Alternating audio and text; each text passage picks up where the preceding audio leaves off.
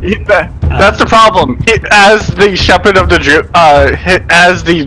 druid shepherd, he is supposed to be a dedicated healer because as a replacement from our dedicated tank.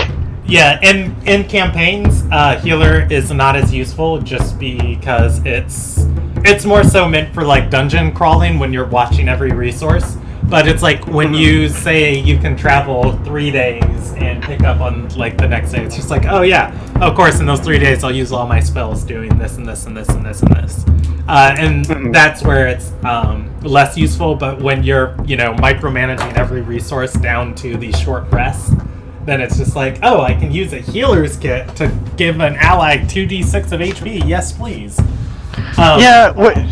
But we're gonna get started. The broadcasters, I have the message. We're live. Nice. We're live. Welcome to the Ilderon Tales. This is Group D, Brothers in Arms, and we are missing Shelby Ronies tonight. I'll be controlling Dumont. Shafe Dumont. I was going to say Dumont Shafe, but yeah. I'll be controlling Lord Shafe Dumont tonight, and yeah, that's the only character.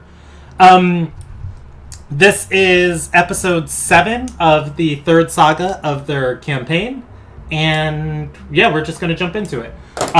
We are playing Dungeons and Dragons. It is a role-playing game. Everything you are going to see tonight is live storytelling. Everything we are going to do is going to be funtacular. Nothing that you see tonight is going to be scripted. And yeah, with that, we are moving forward. We're playing in Ilderon. It is a homebrewed world of our creation. If you look on the screen, you can see a map on it. And if you go to www.ilderontales.com, you can learn more information about the world. And if you are under the I remember I'm like, there's 3 things. Which one did I not cover? If you're under the age of 14 and you're watching this, please consult your parents. And before we get started tonight, I am doing tidbits at the top of the session. Is there anything about the world anybody wants to know? Otherwise, I will pick something at random. I want to know who the lady in the bridge is. Her name is Renulta. Of the several deities here on Ilderon, she is the best. No, that person on top of the bridge is someone who will likely never get explored on this leg of the campaigns.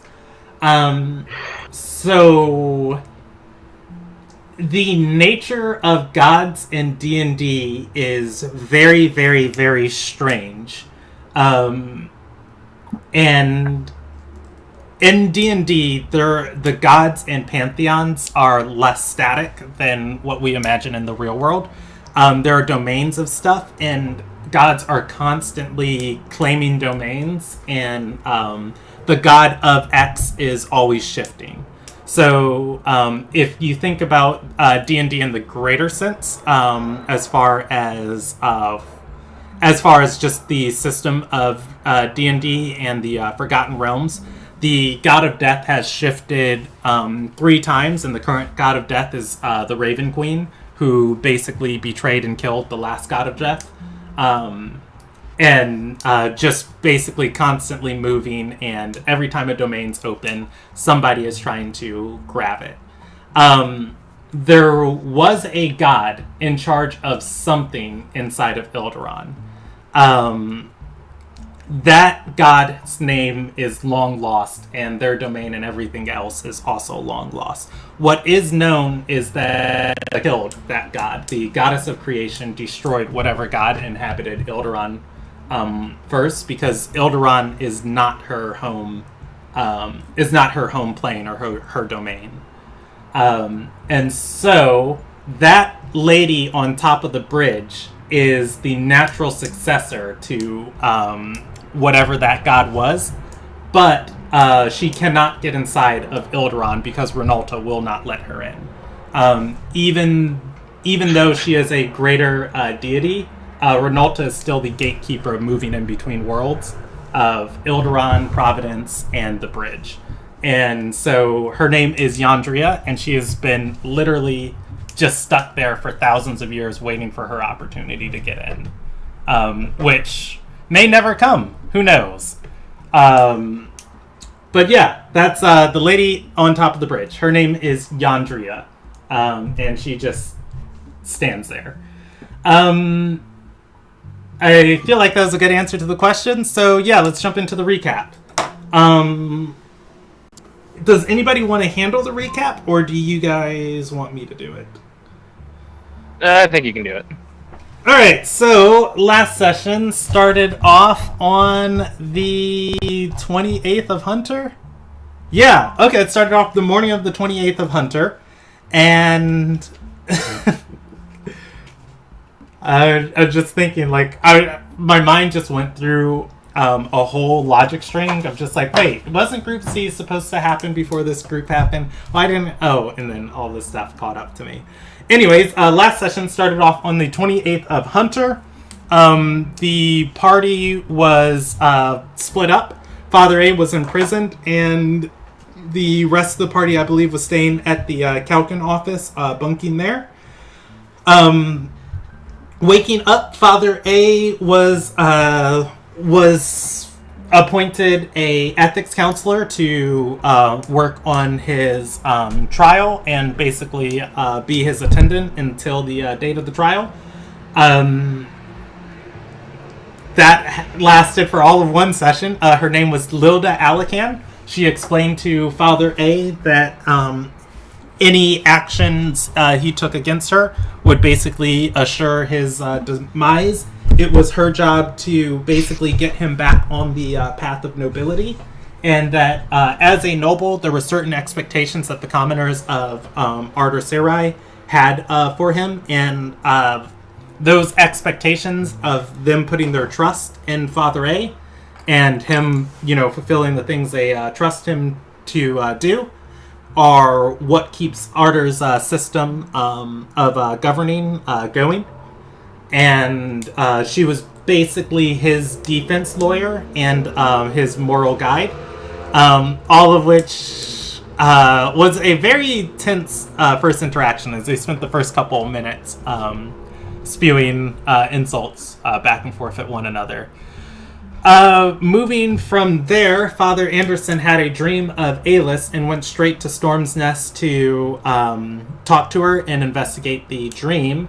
And, oh, yeah, that's something that is going to come to fruition today. Oh? Yeah, I forgot. Alis gave some information. Alright, and then so, Father A went and talked to Alis. And meanwhile, the rest of the party was at the Kalkin office. Mero was waiting for his meeting with his childhood friend Kuro, and the rest of the parties, Shafe, Celebris, and Alma went to the catacombs to find Celebris's body because Celebris has been dead for a long time, and Celebris is a celestial spirit right now. They went to find his body to resurrect him. Mero met with Kuro and asked her basically about Deathin. She informed him that there was a specific group that her father asked her to look out for, and that they couldn't stay inside of the village, so they would come, roam, stay there for the night, and then leave. And Kuro vowed to... she made a vow to you. What was it? She promised that when she happened to find one of those family members, and she knew one was in town, and she was going to bring them to meet with you. Alright, and then from there, the rest of the party, inside of the... You also forgot the interaction with me. Yeah. Mero had a very important dancing session with me, and then Meat also... And then threw away his best chance to get laid. Yeah. Meat In case also you're revealed... curious why we're not PG. Yeah. She revealed she's very gay, and she's also very pansexual. She's also very sexual, and, Expletives. She was basically rubbing herself off on, Mero, and Mero was like, nah. She was mostly trying to rub off on Kiro. That's a no from me, dog. I'm sorry, but like I don't understand what it means to have a sex drive. Then from there, let's see. The catacombs. The group went and found Celebrus's body, and they tried to resurrect Celebrus. Celebrus's body was pulled into the bridge. The Herath that killed him found him and was just like, "Yo, somebody's trying to resurrect you. Like this, nah." And ultimately, it was up to Renalta if to let Celebrus' soul go. The trade was given to Celebrus that he would be allowed to revive or to resurrect if he instead sent 7 dutiful souls to the bridge to take his place, because Celebrus is worth 7 heads. Then from there, Father Anderson, inside of Storm's Nest, met Lilda and him met with the prisoner Alis Flatreb. Father Anderson was relieved to see that she was still in her cell. He had a tense conversation where you discussed Ariana's well-being. I guess coming to grips, obvious crimes that Father A is convicted of, although not telling her which ones, just that he might not be around anymore. And Alis cracked and said, somebody has to watch out for Ariana, and she trusted as they were leaving. Nearly just a couple minutes later, almost like clockwork. Yeah, almost like clockwork. Alis was killed by another prisoner. Or not another prisoner, by somebody. Whoever that person was. By a totally different party that has no relation to what we were doing. Whoever that person was said that the reason that they had killed Alis was because they were hired by a noble named Alakan to do it. And Lilda Alakan was the only Alakan to visit Alis and know where her secret prison was being held. So naturally, the party reconvened, and as they were in discussing their days and their plans, Captain Tatum showed up, who had been tailing Father Anderson loosely, and arrested Lilda on crimes of conspiracy and murder and treason.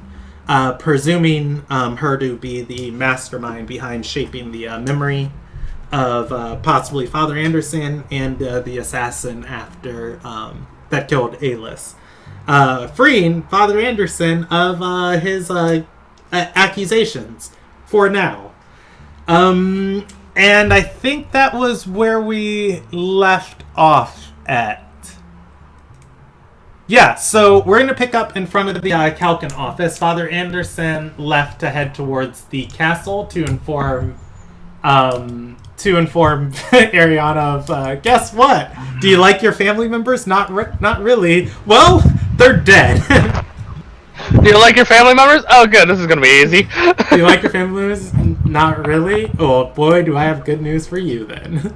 Good news, bad news. Good news, bad news. So, I'm skimming real quick the recap document to see if I missed anything, and I just got to the note. Alis is dead. Father A ex Alis is also dead. Oh.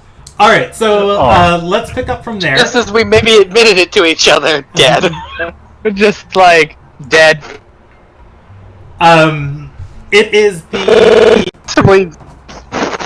the afternoon of the 28th of Hunter. Father Anderson has left the party to head towards Zenith Rise. Everybody else is at the Kalkin office. What do you guys want to do? And then, depending on what you guys are doing and Father A's doing, I will handle Peeps.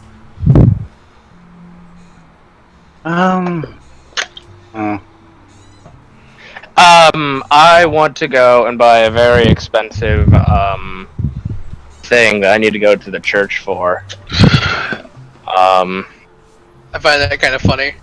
We're arresting this person. Father A runs up. I'm going shopping. See you guys later. I kind of have to it. No, it's kind of. I get it. Yeah. It's just. It also feels really character. It's like wait, it's Tuesday. Come on. Store's closing. I'll be following Anderson. Yes, you know what?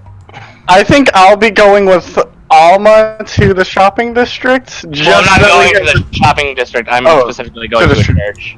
Oh, to the church. Well, I'll be going I need a with holy Alma. relic. I'm going with Alma just to make sure he doesn't get attacked and captured again. Okay. I hope you can keep up with a sprinting Father A. Hey. Brian will go with Anderson. Okay. I'll roll Let me a 50-50 Double on check. Do I have the funds for this? Evens I he goes got with Alma and Mero. Odds he goes with Father Anderson. Alright, he's going with Father Anderson. Okay, so Celebris, Rael, Anderson, and Shafe are the purple line, and the red line is going to be Alma and Mero. Heading into the castle,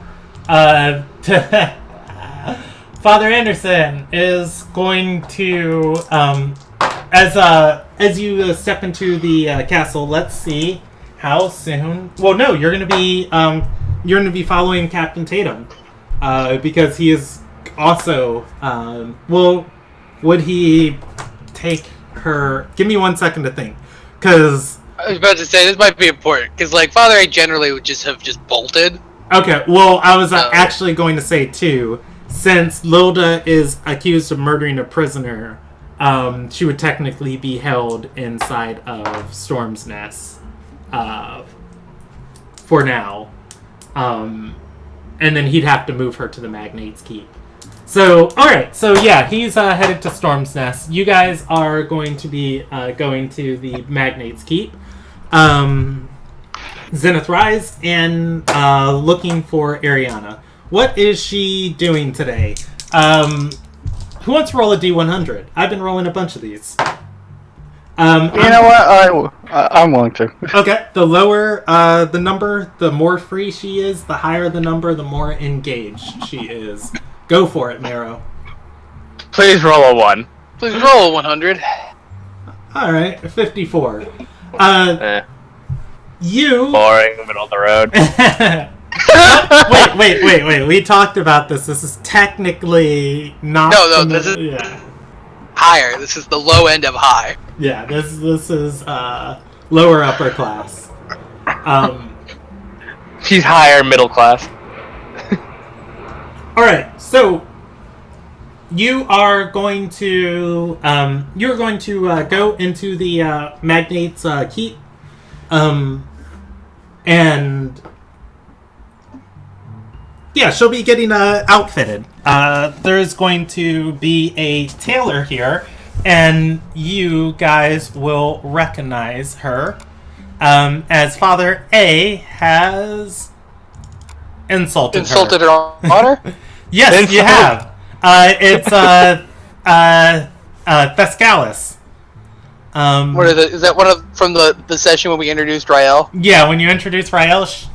Okay. I'm sorry. So the woman was the Oathblade maker. Thescalis was the tailor. He is a small dwarf. So yeah, he's going to have a stool and stepping ladder next to Ariana. There is a mirror that has been brought down here, and several servants inside of the keep. The keep obviously is her private sanctum and her throne room of when she invites people in here. And the large pillaring chamber is occupied by 1d10 of people. In addition to her, it seems that there are 8 other nobles in here waiting to talk to her, in addition to her attendants and Thescalis. She's going to see you. Am I able to get through here okay? I mean, you've said all these people, but I'm also accused of... Yeah, and that's the other thing. Like, we're gonna handle that. But yeah, people like as you are walking in and around like this keep, some of the guards are whispering to each other. Some of them are giving you some healthy, like a healthy amount of space, and once you get into like the central rise, one of them will stop you and say, and this guy, let's roll him up at random. He's gonna stop you, like just stand in your way as you're moving, and he's going to say, Lord Anderson, I just wanted to say I heard about all of the charges against you, and it's a damn shame how they treat heroes in this country.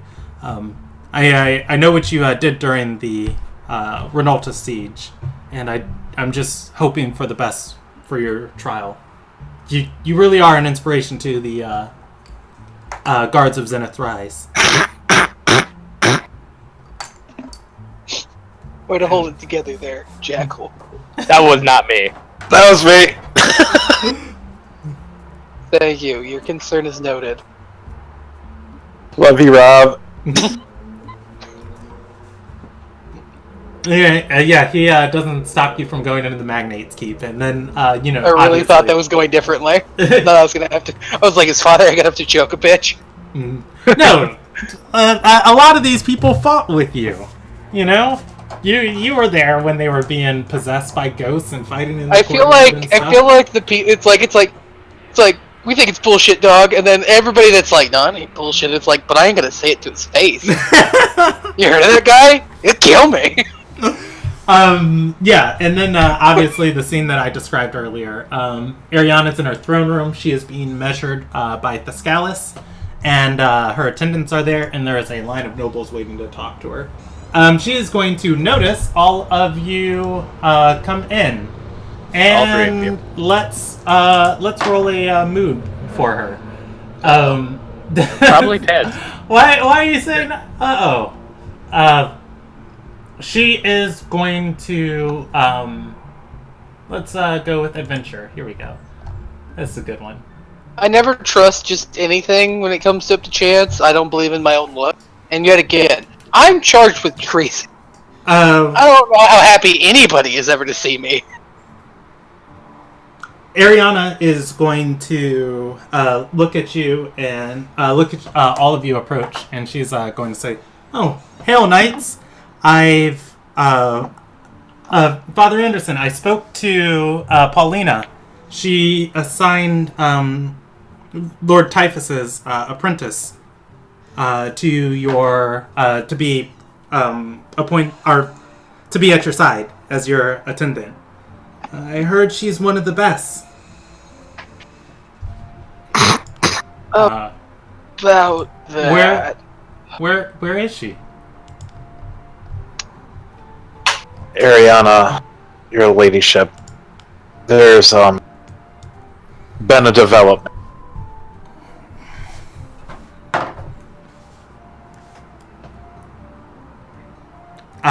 She's if everybody has like a serious look on their face, she's going to turn from Thescalis and say, "The dress can wait." And she's gonna say, "What is it?"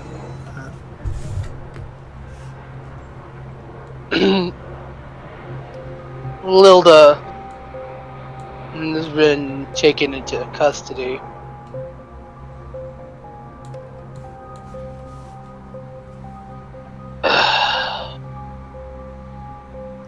She's been charged with orchestrating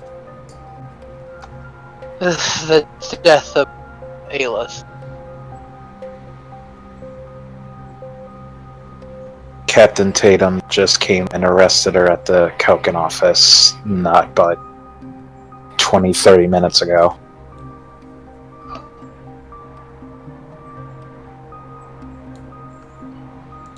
And she's going to say, "Orchestrating the death of."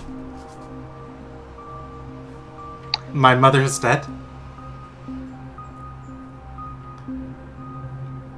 Father is just kind of grimly nodding. It would appear so. Supposedly there was an assassination, and the assassin revealed that it was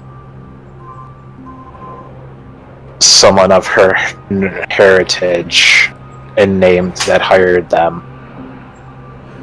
And as she was apparently the only one who knew where Alis was being held,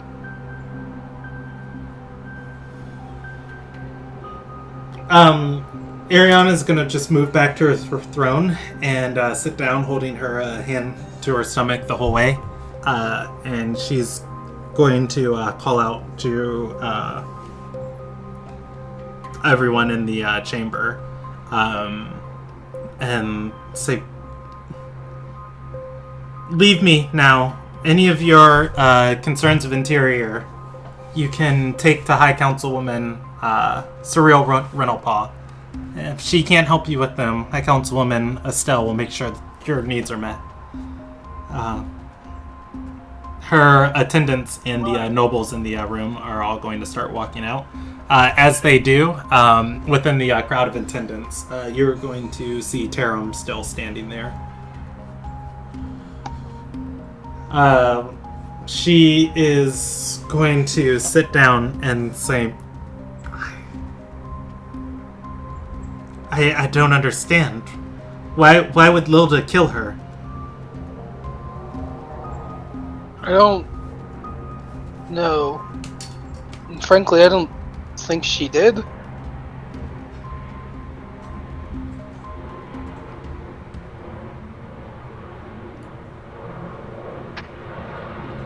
Ariana is just like looking at the ground now. Just, there are no tears, there's no sadness on her face. And she's just kind of blank. And after, maybe 30-40 seconds of just sitting like this, she's going to look up and say, "I'm not going to mourn her. I won't." And she's gonna stand up and say, "Okay, thank you for bringing me this news. I'll ensure Lord Orison and whoever his new diviner is investigate the body and make sure that she can't come back into this world."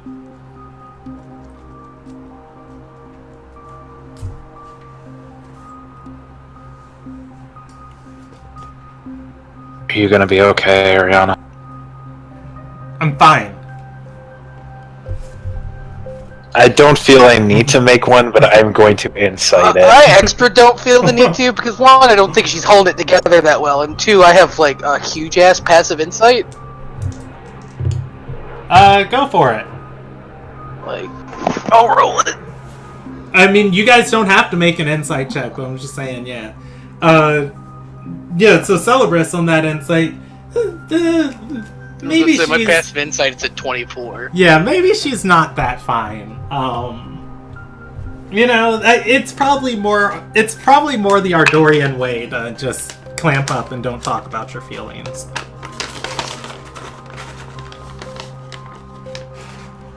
Same thing with Father A. She rolled a 11 plus 3 is she's not a good liar at all. 14. She's very open and upfront with things. She never really had to lie.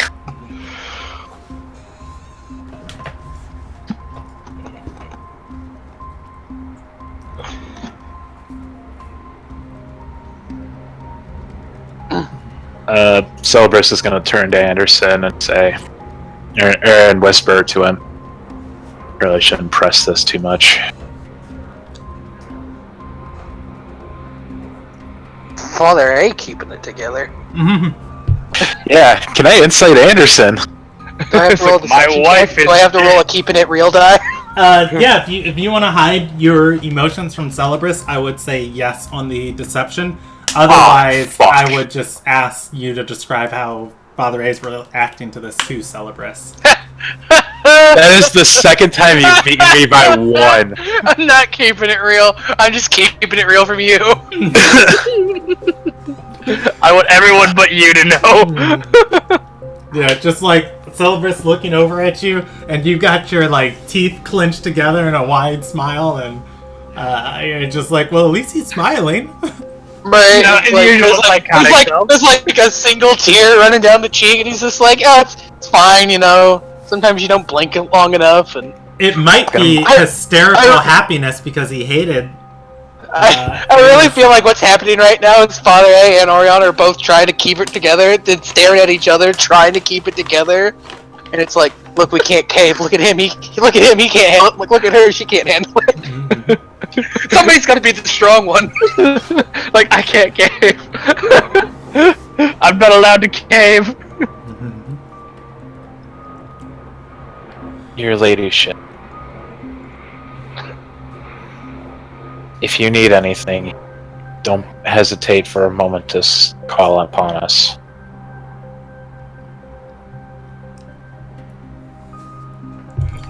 You know we're here for you, for whatever you need.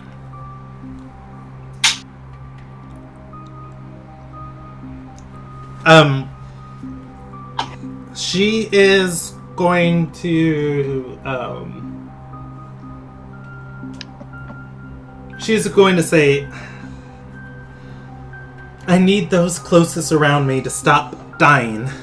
Keep yourselves alive, and if you see Celebrus is just gonna, like an awkward, kind of breaking the tensions laugh. I'll try my best next time. She's gonna nod and say, and if you see Captain Tatum around, tell him I want a contingent of knights following Oro. You're dismissed. Please enjoy the rest of your week. The rest of your week off. I'm sorry this has been such a terrible. This has been such a terrible second week, third week, third week. Back from vacation. Oh. Well, no. It's the 28th of Hunter, so this is the third week of the month. There are 4 weeks in every month, so. It's How far? the week. How far is Karam from Arion? Right? Is he like 10 feet or so away? Close enough to get your ass if you could try anything funny. Yeah, he's about 15 feet away. I'm gonna walk up to Taram, and I will do a stealth to whisper in his ear. Alright, go ahead. As you approach, I mean, he knows all of you, so it's not like he's gonna draw a sword on you. I'm just gonna whisper in his ear. Keep an eye on her. Make sure she's alright. And another unnecessary instructions. He's gonna just respond with enemies I can't see aren't my strong suit. No, but I can't stab feelings. I tried hard enough. Father, you don't stab, you punch. It's just the punches are so powerful. I would like it to stab creates my that feelings wound. right now. It's like, you don't shut up, I stab you! yes, but you're the closest thing she has to a family in this country, so more than ever. Alright. He's just going to nod and say, I'll do what I can.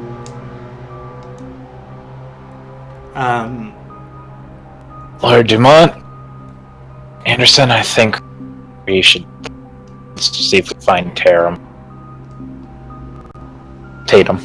wrong one. God damn it, Brandon, why did you put two people with such close names in the same freaking area? Well, you want to know what's even more confusing for me as a dungeon master? There was Captain Tatum, there was Tatis working for Alis, and then there was Tarum working Ariana's bodyguard, and then there was Terran, your character that you rolled up at one point, you know, all inside of Ilderon. So I and Terracry. Yeah, I got all of those mixed up. I've got them all sorted now because half of them are dead. I was going to. I didn't get to rip off his arms. I was going to say for us, it's Alis, especially for Jackal, Alis, Ariana, and Adelia. Yeah. A lot of A names. A names are popular in the world because the patron goddess of creation is named Alilia. So a lot of people follow that suit. Anyways, though, yeah, that is... do you guys say anything else to Ariana? What is she gonna do? She can do whatever she wants. She's a ruler. Yeah, I was gonna turn and then kind of like go to the one knee, and just like I'm sorry. Lilda was with me. We went to see Alis. She's guilty. I'm the one that told her where to look.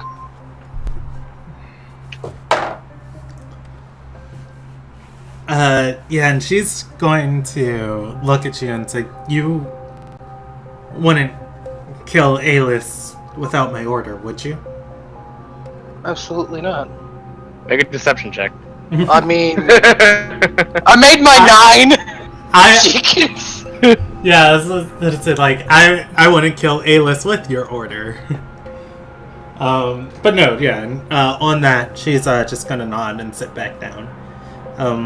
Just kind of like it kind of just stares down, just taking this all in, and she'll just raise her hand and say, "You're dismissed."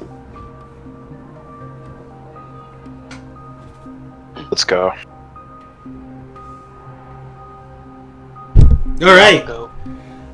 Let's jump over to Marrow and Alma. You guys head into the district of Arigard. This is an area that isn't explored much by the campaign. Arigard is a religious area of town. It is where the chantries of the Ascended Gods, or where two of the chantries of the Ascended Gods are located. There's the Chantry of Concordance, devoted to the god of the skies, Galesong, and there's the Chantry of Discipline, devoted to the fire goddess, Soyesa. Which you guys are standing in the in a town square of sorts. Town plaza. That's the word. A plaza. On the two sides of this plaza, there is the chaotic good chantry of air and the lawful evil chantry of fire. Which do you guys want to go to? Which one would be more willing to give holy items to followers of Renalta? Probably the chantry of concordance. Both of them would sell holy items, but as far as just like giving them away, yeah. Well, like, no, I'll pay for it, but, like, you know. Like, which one won't, like, you know, try to stiff me? Oh, which one won't try and stiff you? I would probably say, the Chantry of Soyesa. Like, they're disciplined. They're lawful. They're just also meat. Well, right. Along with the walk, I do want to talk to Marrow just a little bit. okay. But as we're walking, Alma is just Marrow, do you mind if I ask a somewhat personal question? Depends. What kind of question is it? What is it specifically? Have you ever questioned why you do what you do? Like why you do it? Sometimes. But if it's my main goal in life, no, I've never questioned that completely because I always have reminders of why I'm doing it. Why? No particular reason. Are you questioning? I don't know. You want to roll an insight? You know what? Yeah, Mel will roll a slight insight on that. Let's see it. I'm actually very good at insight. That is a 20. No, that is a 20. Sorry, I didn't have advantage on that. Alma is very Ow. good at lying. Alma is an actor. That is true. Okay. But no particular reason. Just wanted to make conversation is all. Yeah, as this conversation's happening, by the way, you guys are approaching the Chantry. The Chantry of Discipline is a series of 4 towers. Or 5 towers, I'm sorry, with the largest in the center. The one you're walking towards is small and attached to the tower with no hall or anything leading to it, and a set of marble stairs, circular marble stairs leading up from the plaza towards it. The tower has a huge portcullis that is just constantly open, as you guys are walking into. And you guys walk inside. Walking in the inside, you through this entrance tower, and you're in the main hall of the Chantry. It is humongous inside here. It is a circular room. In the middle, there is a pyre of burning white fire. Atop the pyre, the flames come up around marble stone. There is a massive statue of Soyesa with her mace in her hand. And she is standing on the easiest way to describe it is what looks like Pride Rock. If you guys have seen The Lion King, holding her, yeah, holding her mace to the sky. There are halls leading towards the other towers, and along these halls, there are different offices and rooms. And in this building, there are several floors going up. There are people bustling around in every direction. Looking for somebody that can sell you guys reagents. They will point you to a quartermaster. And the quartermaster will be willing to sell you guys stuff out of the player's handbook for the base price, without any need for haggling or anything else. Okay, basically I go up and I'm like, I need either a holy piece of scripture or like basically I need a holy relic of 1,000 GP worth to basically, like, I need like, we are going on a very dangerous mission. It needs to be high quality. I think I tell him, like, yeah, I can tell him the spell, like, it's for a holy aura spell. Okay, I have the money. I have exactly enough. Well, no. Yeah, you say a reliquary worth 1,000 gold. They have those at 5 gold. Give me a second to define reliquary. And let's see. Sure, or like a priest robe is the examples that the book gives. Okay, yeah, a container for holy relics. Basically, like, I want to buy the Pope's robes, okay?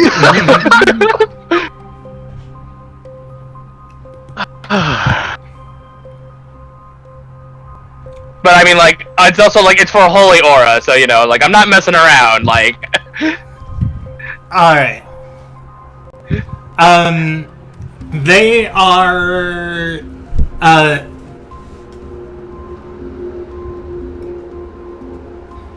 The quartermaster is going to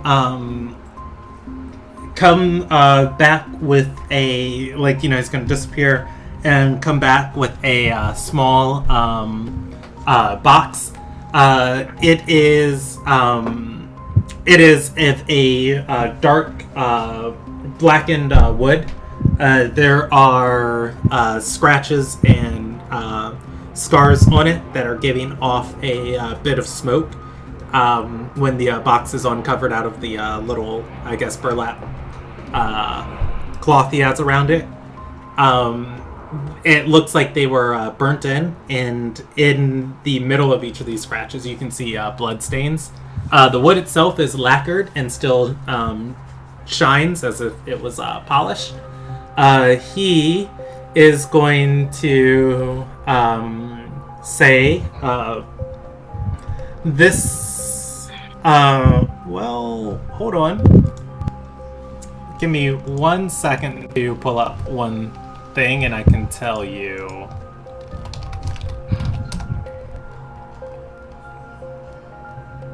Exactly what this, who this belonged to.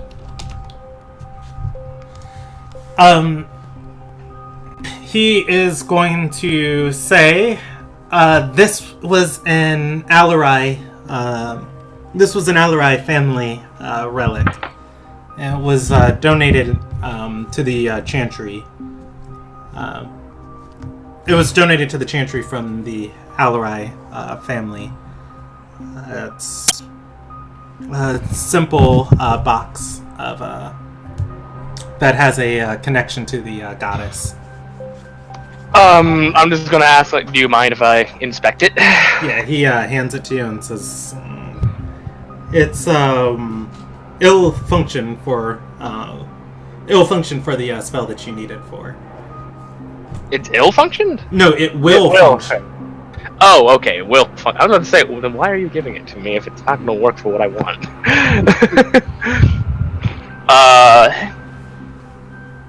You know, I am gonna give it a good inspection. Like, it's like, this is very important. Like, I can't have this being messed up. I'll give him either the help action or guidance, whichever one he wants. Okay. If I'll take the help action. I'll allow either a religion, history, or arcana check to look at it. Religion, history, arcana. Let me make your choice. Religion. Do it. All right, like 20 in total. All right. Yeah. So you are going to know the Alarai family. That is the family that obviously, you know, Soyessa belonged to before she ascended into godhood. And so there is going to definitely be some merit to that. Looking at this on here, or looking at you know, the marks and stuff on here, obviously it has some great attachment to her with the smoldering scratches on it.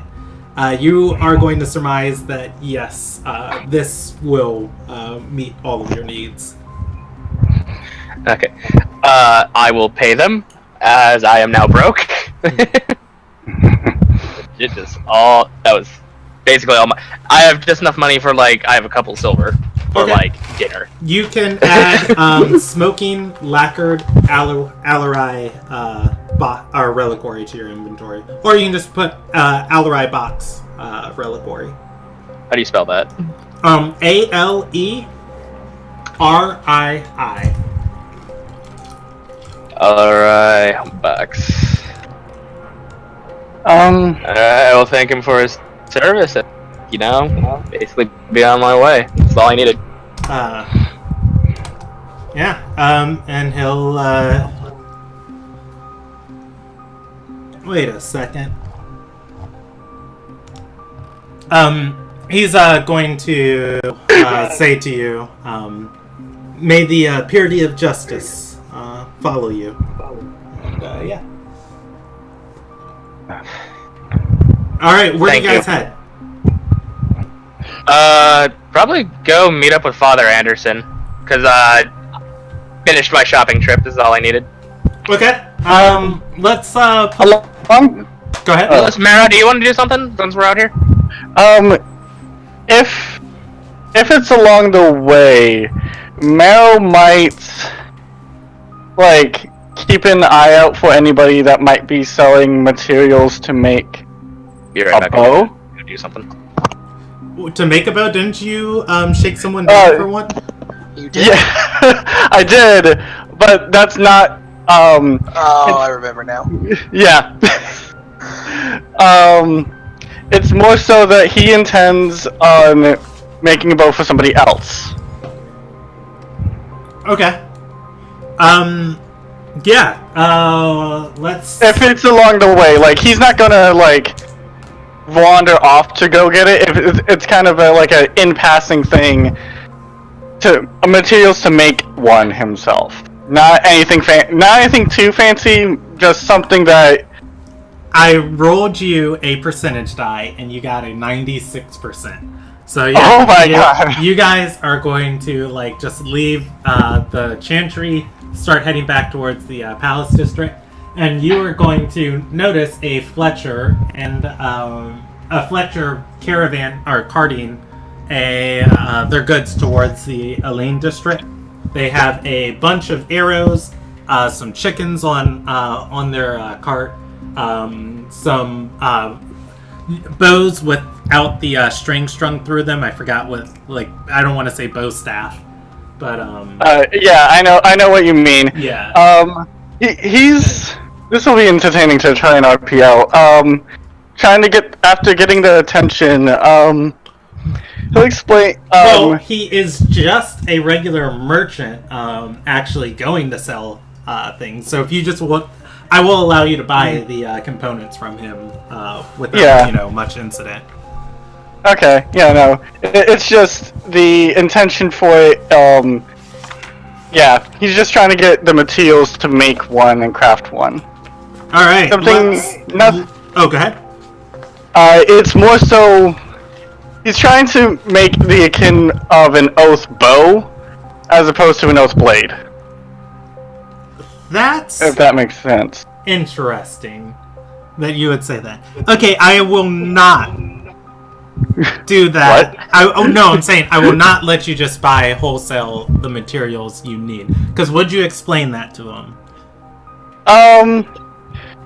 Not fully, but it's just kind of like I would like some good quality, like wood and string at the moment. I'm trying to make a bow for an individual that I care about. Is what he would say. Alright. He is going to, like, as he's, like, pulling off bow staffs and stuff for you, he is going to stop and look at you and say, you want to make an oath bow for somebody? He'll tilt his head side to side and say, something akin to that. I feel like a ranger would enjoy a bow better than a sword. He's gonna nod and say, well, back in the day, our Dorian tradition, people made all types of oath weapons. It just come to settle on blades for marriage nowadays. He is. I am Mero, listen. I will totally put you two together. I have the authority. And he's going to point to Alma and says, the bow for him? No. Nope. He's going to say, traditionally it's the woman who makes the weapon, but times are changing, and I don't ever judge new age relationships with these. Oh, you flatter me, but no, sir. It's not for me. I am just a personal friend. And he is gonna say, well, I got some birch. I got some birch wood here, and I've got some oak wood, some common stuff. But I mean, if you want to make it really special for her, all the things I have, or for them, because he doesn't know who. And he's gonna say all the things I have carved are going to be out of those. I got some Alyan wood that I bought from a merchant here in town. Haven't had time to do anything with it. Well, how much would that cost me for materials to try and make one myself, or at least just to get the materials for making it? And he's gonna say, well, I made one on my own, and couldn't get the weight of the string right. Damn wood's so stubborn it snaps any thing made of hemp. And he's gonna shrug and say, I'll sell you enough, or I'll sell you a rod long enough to make a bow staff for how about 60 gold.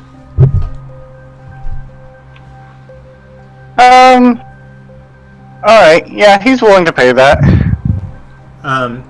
And he is going to take it, and then he'll also sell you, and he'll take a bag of flax fibers and say, and you can weave these into a string, but by the time you get the bow carved, it probably won't be strong enough. Whatever that weight needs, it's heavier than anything I've got. If you have any advice on someone who could possibly help me with making it, I've made one from raw materials after a couple of failed attempts, but I don't want to be spending all I got on this. The flax fibers are not going to be that much. It's going to be like a you can get that for you can get all the whole bag of flax fibers for 5 gold. Okay.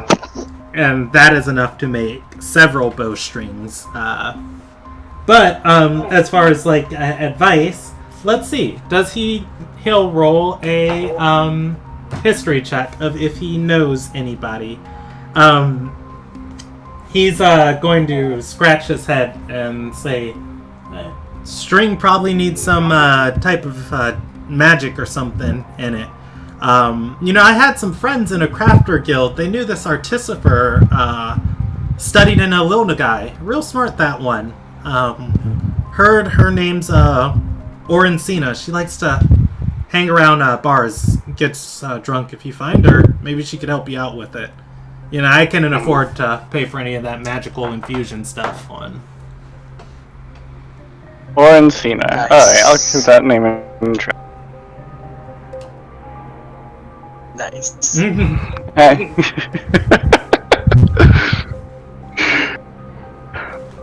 He'll nod and give him the gold that they agreed upon for the flax fibers and the bow. So 65, you give him, 65 gold for the flax fibers. If you weave the flax fibers, they can make, you know what? I'll roll you 3d10 of bowstrings. Okay. Alright, so if you are talented and you use them efficiently, 8 plus 6 is 14 plus 10. You can make 24 bowstrings out of this.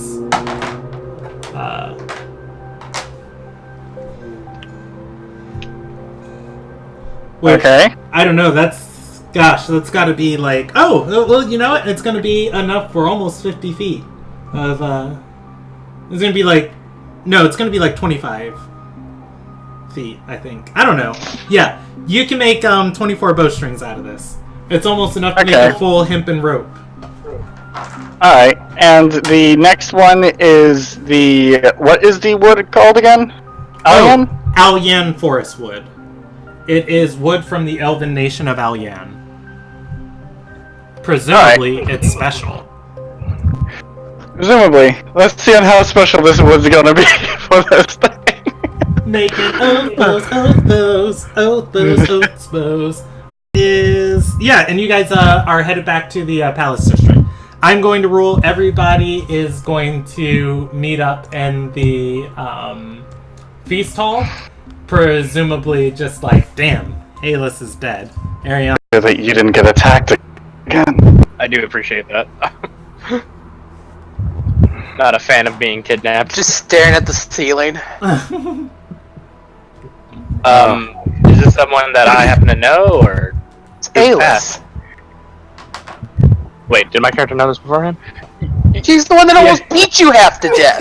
No, not that. I mean, like, did I know she was dead? Is what I was saying. Yeah, it was information given to you guys at the end of last session. You guys all found out standing together. there. Yeah. Okay, sorry. Anyways, yeah, staring up at the ceiling. I was like, no shit, I know who Alis is. Silvers is gonna look at Anderson. Go to him. Well, good news is your god has agreed to release my soul back to my body. In exchange for 7, was that correct? Yes. What was the time limit on it? 2 days. Just audible growl.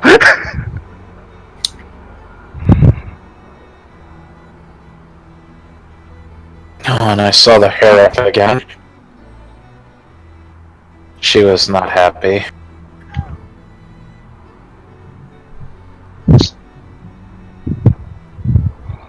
Staring at the ceiling. Not all that. I'm gonna make an insight check. The other thing, Anderson, is I have to keep your weapon for a few more days.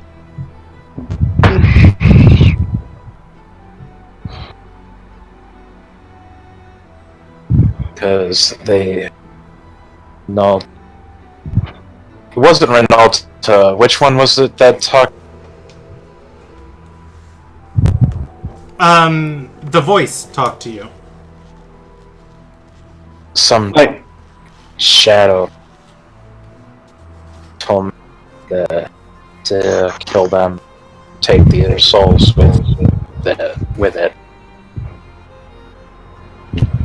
So if it's all the same to you, is it alright if I borrow it for a few days? Yeah. Sure. Well, I mean, 2 days, otherwise, unpleasant things happen. I don't know if it's unpleasant things, more so just stay as I am. or return. Or they drag you back. You're technically a wandering soul at that point.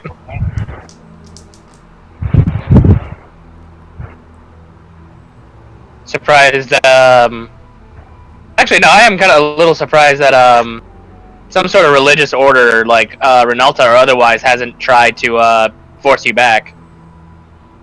Since they're the ones that sent me off the plane to but I'm not that surprising to me.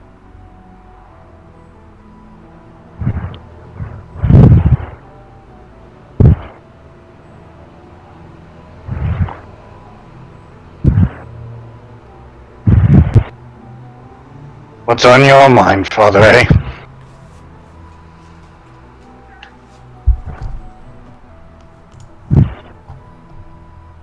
Father, well, I guess in like reality for a minute.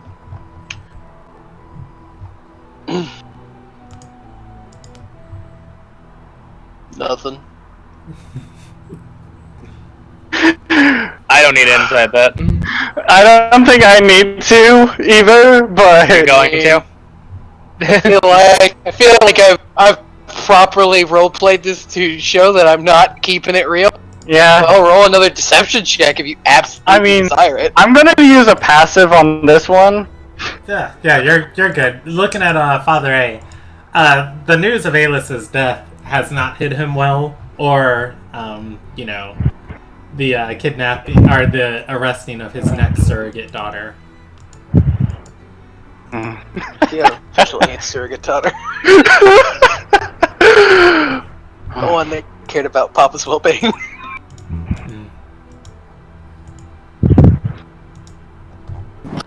This whole time, Ryle just wants to be with his spellbook and Aelis's old spellbook, just not paying too much attention to what everyone's doing. That's fair.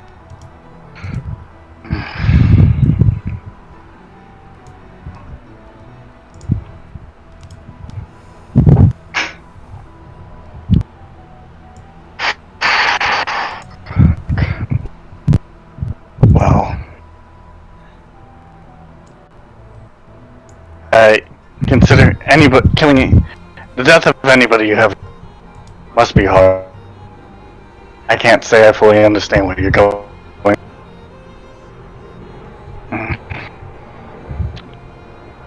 I'm not jealous of you in terms of what you have to go through.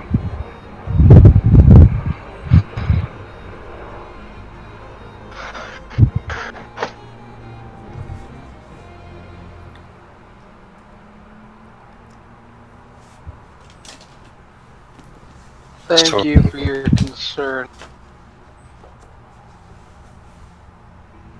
So where do we go from here? Well, I think we do. If we want to help you make sure you get your body back, we might want to have a bit of a hand in making sure that the vampire lords have a bit less food involved.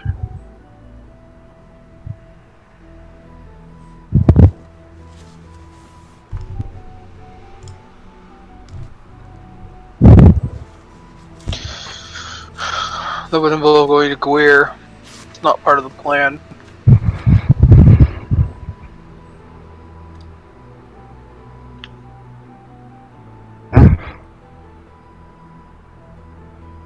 Well, we have little time and little options to make sure that Elbrus here has his body back and make sure that we do. Gwir in 2 days? We tell me we can. Well, that was more like a question for Brandon. Oh, can you I get? feel like I might know that. Gwir in 2 days. It's 3 days by road. By river, you can get there in a day, provided you get a fast river boat. How long? You cut off. I just spent all my money too. I said, if you travel, it is 3 days by road. It is a day by river. Wait, can we take a river boat to get to Beacon Pole? Can you take a river? No, you can't take a river boat to get to Beacon Hold. It's on a road. Oh, Gwir is thank God. Gwir is on a river. Gwir's position is specifically because it is a shipping port into Arder Sarai, the city.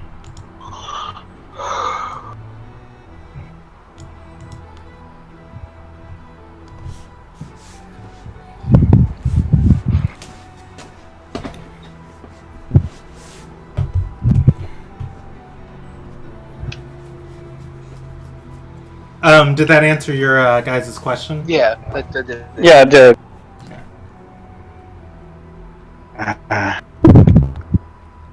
With what Alma and I recently got for some things we needed, we've been a bit less on funds at the moment, but perhaps by a ship we could get there, help cut off the vampire's food supply, get Celbrus here enough souls, pay off of his debt to get his body back, and return in time to help with the party. Rael and Marrow, give me a perception check. Okay. I just Because you're in another world. Someone roll that. true. I'm going through some stuff right now. Does Father A's perception exceed 20? No. Okay, then that's the. There we go. Can someone roll that for me? It's a plus 11. Okay, I got you, buddy. Oh, you got no. it? Okay. Yeah, I got it. So it's a D20 plus 11. Yes. Mine is 20. Does that help any? Wow. I'll allow Celebris to make the same check. We got the same number, JB. Passive is 14, so I don't see anything. And it's just gonna be one of those nights where I roll shit. So Hey, it's me every night. let's see. Rael and Marrow are going to be the only two that notice this. It's not uncommon whatsoever to see cats inside of Zenith Rise. They hunt rats and, stop diseases from spreading within the city. Oh god. As you guys are watching, though, you could have swore you just saw a cat walk through a wall. Like, it was there, and you guys weren't paying it any attention, and then it just kind of phased straight through a wall. Both Rael and Marrow notice it as you guys are talking. Marrow's gonna look at Rael as with the kind of look of a, did you just see that too? Yes, I did.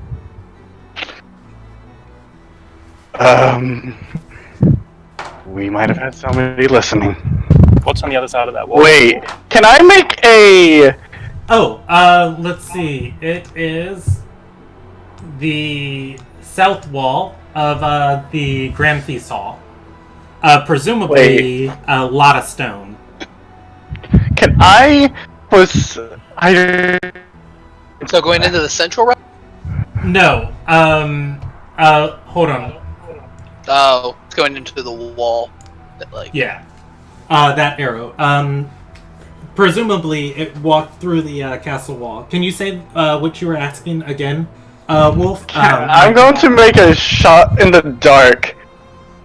Can I recognize... Do I recognize it? Because I know somebody who turns himself into a cat in the past. Do I recognize it as possibly them? Is there a check I can make for that? Yeah, it would look... that would look very familiar to you, although you cannot... you can recognize it, although just like, wait, if that's Octavia, she can't walk through walls, especially if she's polymorphed. But yeah, it looked like the cat that Octavia chose to shapeshift into, which we'll say Silver Tabby. I don't know if that's a real type of cat, but let's go. That is a real type of cat. Silver cat? Because she'd be a red cat. Marrow. Oh yeah, she would be a red cat. Is there such thing as a red cat? Which is... Yeah, we'll go with There are... a red Somali cat. That's a thing. Okay, yeah. It's a red cat. Was that... Was Octavia just spying on us? Who? Oh.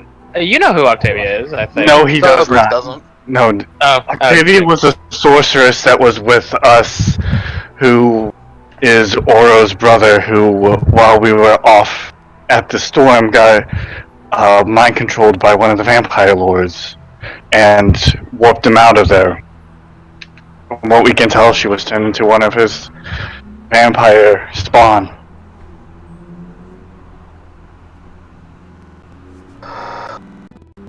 She's been spying us. He'll give a slow nod. Cerberus is out the door. Where are you going? The direction he pointed. All We're right. running into a wall.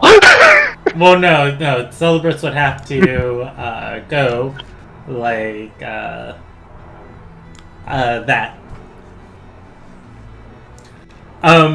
Okay. So Celebrus starts sprinting. It's going to take you a while to get around the castle to presumably where the cat would have walked to. Right. What's I have everybody 90 else feet of want to move, so I can go I mean, I'll follow. do? You can try to follow. I'm gonna turn into.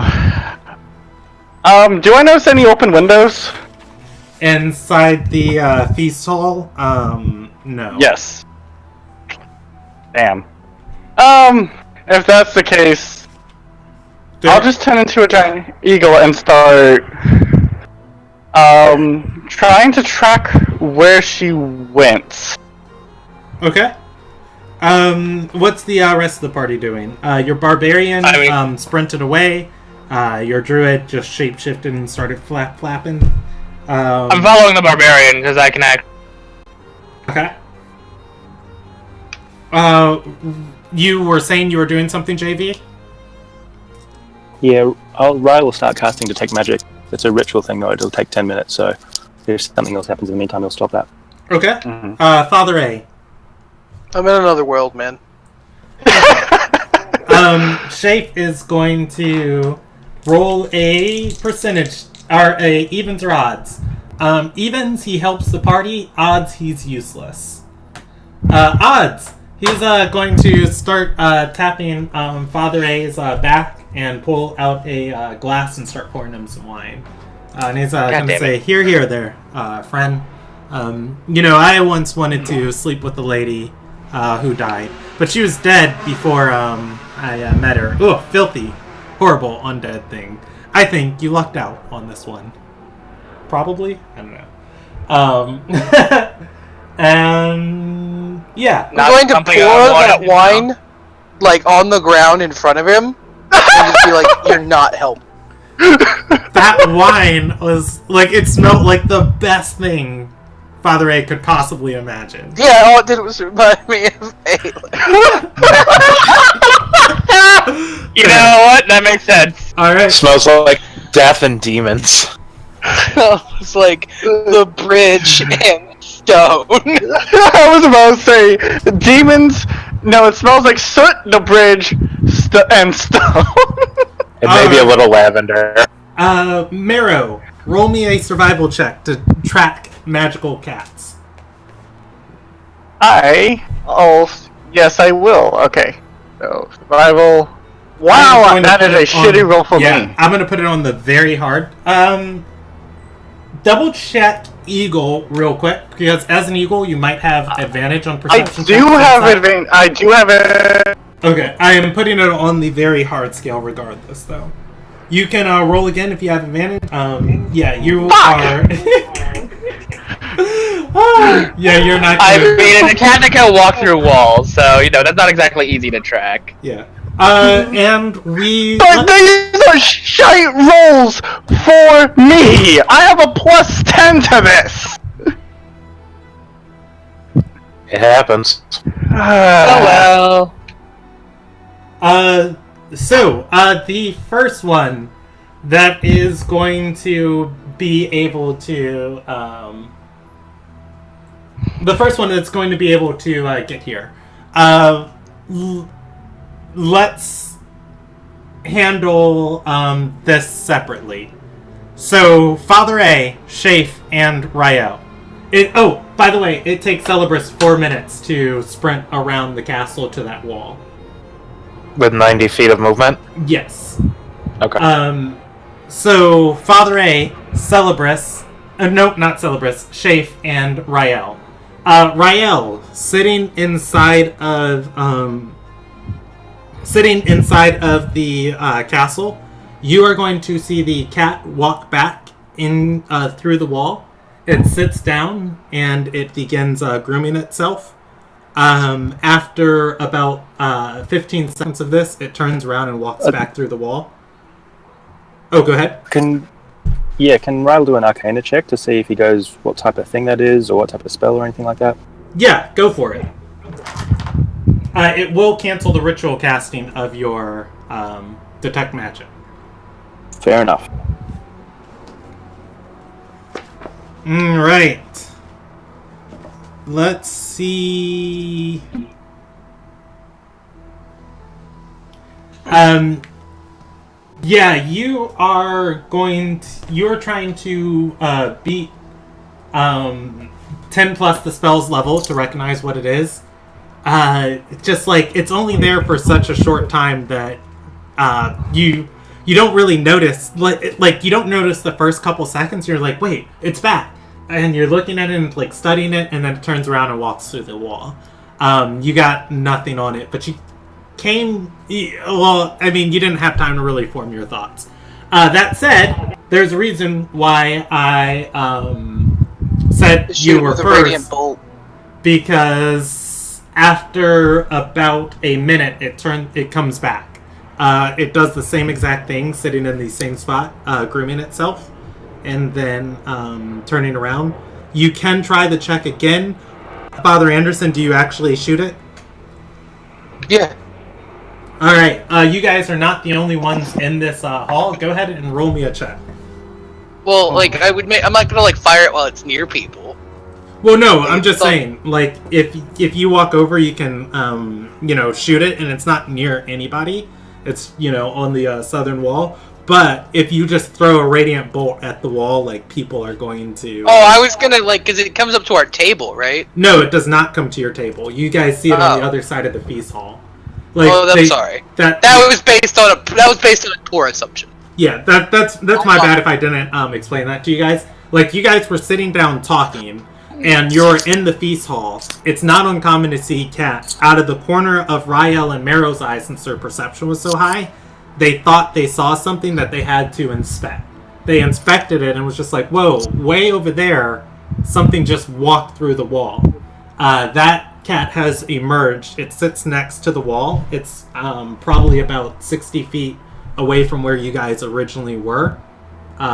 It grooms itself, turns around, and leaves. And then it has came back. I'm gonna get up and I'm gonna walk over there. Okay. And I'm assuming you're doing this on the presumption it's coming back. Yes. Okay. Yeah, so it is back. Again, it is only there for about 15 seconds before it turns and leaves. When it shows back up, I'm going to try and grab it. Okay. So, Rael, you are going to beat this spell's check. You are able to determine it is a major image. Father Anderson, let's see, physical interaction with the image reveals it to be an illusion. Yeah, Father Anderson doesn't have to make any check on it. You go to grab this cat, your hands go straight through it as it's grooming itself.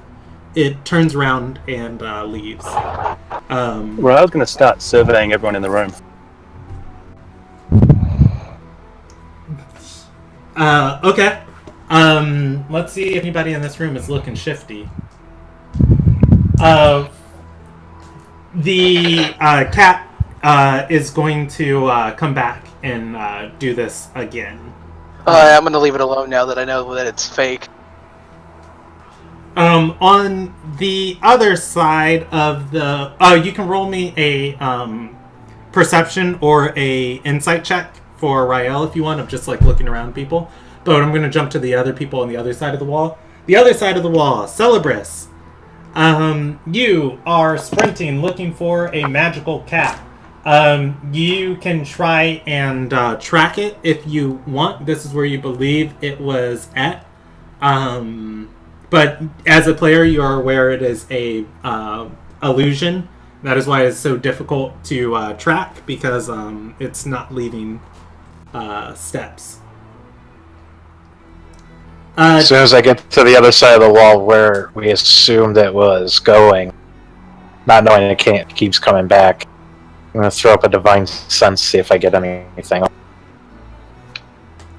Let's see. Because they mentioned she was... Alright, yeah, you are going to get to the other side of this wall, and you are going to... And so the way... You're on the south side of the keep. The way the south side works is there are a bunch of manors of nobles who work inside the keep, and a bunch of large storehouses that are almost built into this wall. just lining this southern walkway of the castle. This is like the Beverly Hills of Ardor. In one of these manors, your divine sense is going to ping on somebody in a window, looking down at you. If you wait here for a couple minutes, eventually you are going to see the cat walk through the wall. It runs in a circle a couple times, and then it turns around and heads north through the wall.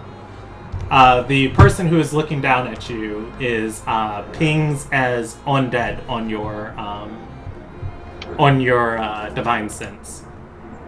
Is the window open? Like, could they hear me if I called out, or...? It is indeed open. Is this your cat?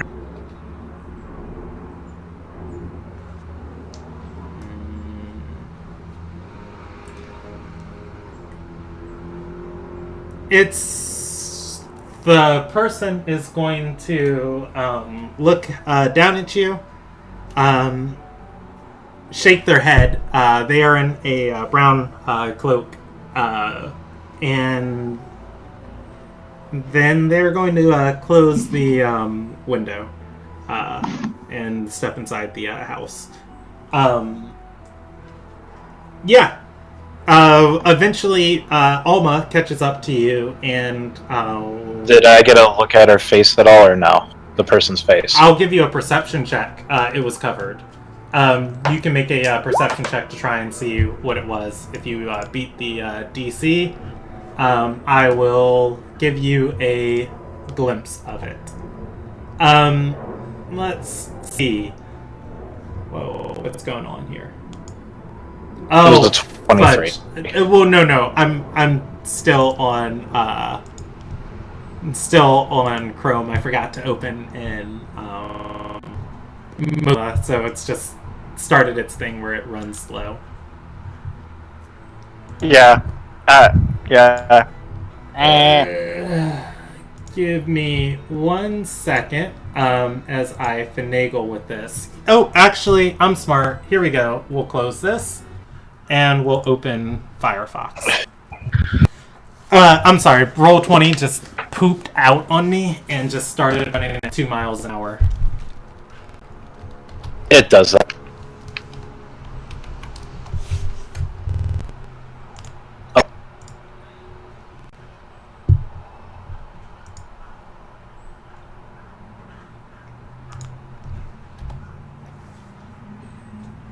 Alright.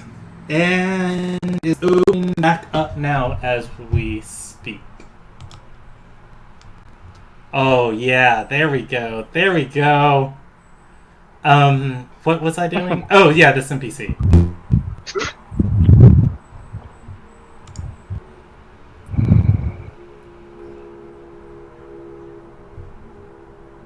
It's going to take Roll20 a second to load all of my assets again.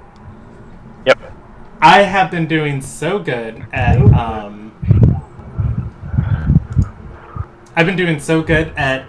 getting some of the resources down in Roll20 and archiving stuff that I don't need and deleting stuff.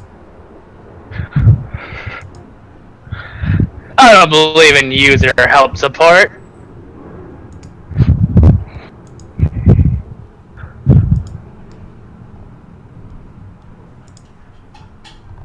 Okay, there we go. Start the music again and open this and edit. There we go.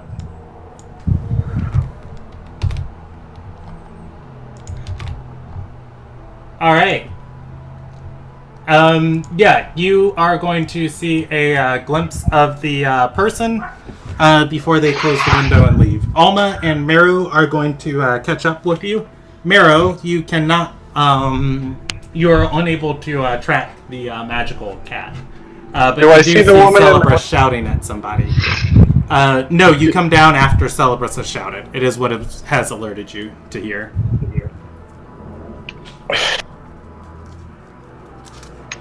So what do they look like? Did you see the icon I showed to you? They had, actually, I think that was, there we go. Yeah, that was, not a full picture. In addition to that picture I showed, they had, dark tan skin, almost like a little Nagian, and they had, red hair, too. I believe so. Let's look. Oh no, hair is black. Yep, the picture is accurate. All right.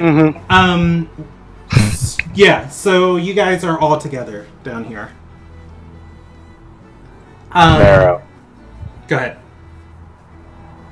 What is this? What did that Octavia girl look? I'd start like dark skin, dark hair.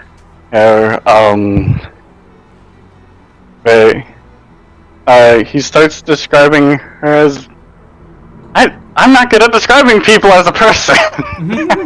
I will allow you to roll a performance check of how well you can describe her. If you beat, I haven't looked at it. I'm going to say if you beat 14, you are able to do so.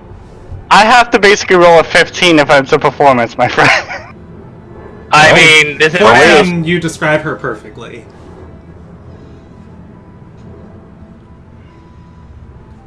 Let's see what you got. Believe in yourself. I clicked it. I'm not seeing anything. Maybe roll 20 is just rolling slow for everybody. Yeah, you're just gonna like, well, she is a woman, you know, dark skin, dark hair. She had eyes. It's just like alive last time we saw her. No, it's. I'm going to actually. Can I was going. I accidentally clicked it. I know that. It's just. Forget it. I sense an undead in that building. I believe they were the ones who summoned that. Follow me. Wait. Emil had to get out of bird form to say that shit. Damn it! Solberus is gonna try to go in the door, or at least knock. Knocking on the door. Is anybody home? Oh yeah, there would be. A steward would be here. Let's roll up L random steward. It's going to be can I do something? With that being stated, an undead. He thinks it is her. Before Stelvers knocks on the door. He thinks she is here. He's going to try this, casting this spell. Locate creature. On Octavia. Yep. You are going to sense her within the house. Within probably within 35 feet of you. She's here. I'm burning a spell slot on this. Alma. Yeah. Can you do ascending? Yeah, I can do ascending right now. Get the others here now. The sending can only affect one. I guess I'll just send ascending to Father A. Tell him we found that Octavia. Alright. I will send ascending to Father A. We have found Octavia building outside. Descriptive. Wait. You have like 17 more words, I think. I know. I'm counting. Okay. Do I know what street this is? Like, where?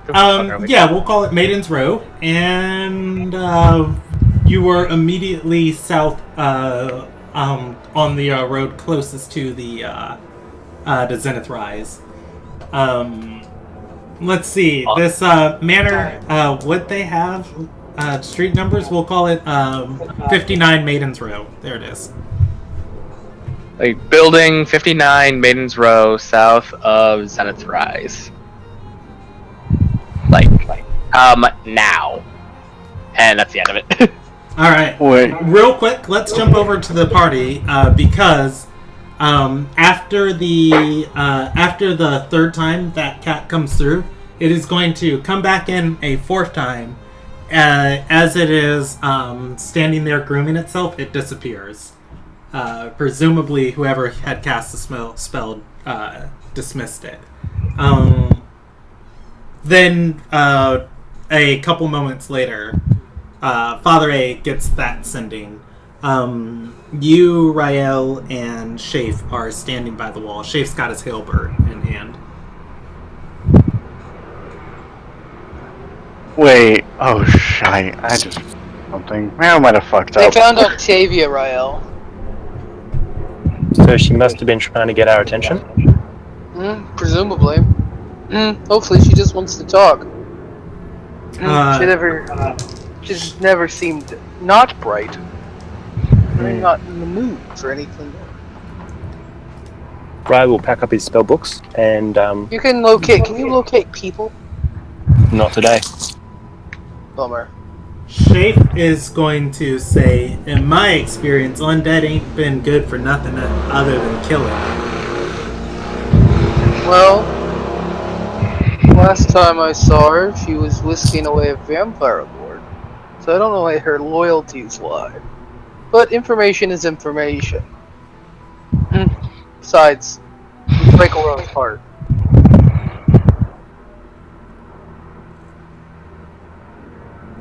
Oh, Yes, we talk with her. yeah. Shafe's hatred for the undead, coupled next to his love for Oro.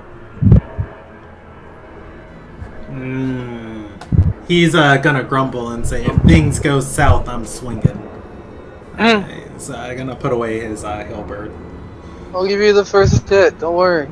Alright, so, you guys head outside of the castle. So, Rael. You know it was Major Image. If she was casting this spell straight south of here, you could feasibly Dimension Door on top of her. Major Image has a range of 120 feet. You could Dimension Door 500 feet in any direction. But he doesn't know the exact position, so he'd be guessing. That's fair. Okay. Yeah, so you guys are going to be restricted by the same dice that Actually, was. It's going to be 5 minutes of printing before you guys get there. has she gotten any further away? Because he would be still focusing on this, on locate creature. No. No time's passed between this. I'm just establishing the metric of when your party members are going to arrive. Okay. So Rael's plan is to walk slowly there, not to run. Okay. I'm going to put you at the max of the time then. I'm going to say it is going to take you 10 minutes of walking. Celebrus was booking it at 90 feet around, so he was sprinting. I hate... Someone's in a hurry. Yeah, I might close my window. It gets real hot in my room when I have this light on for streaming and the window closed, but also it's very nice not having cars running by. But anyways, okay, so yeah, 10 minutes for Rael. Does Father A and Shafe hustle, or do you guys take your time too? I'm not gonna leave my wizard. Okay. Alright. I'm sad and shit. I'm not in the mood for running. 10 minutes. The rest of the party, you guys have not knocked on the door yet. Locate creature has a duration of an hour.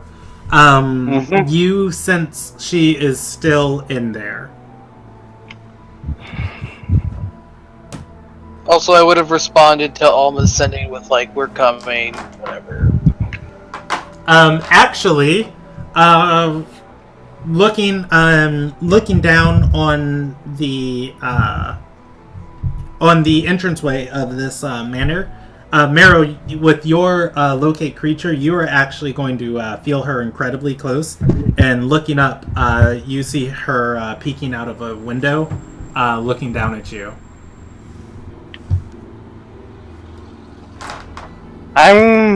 She is only there for a moment before the window, before the curtain Can I is retcon closed. my reply? Sure. What do you say? Yeah. It's like, we're on our way, keep an eye out for Joseph. Alright, I can relay that.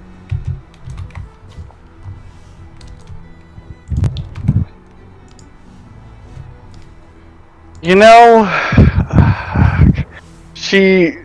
is she looking directly at me, or is she looking the general direction? She was looking at the looking at each of you as you stand on the doorway. He knows she got her attention.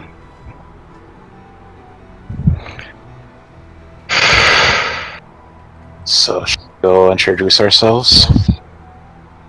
Father Anderson says he's on his way and to look out for Joseph. I only sensed one undead. I can do another one.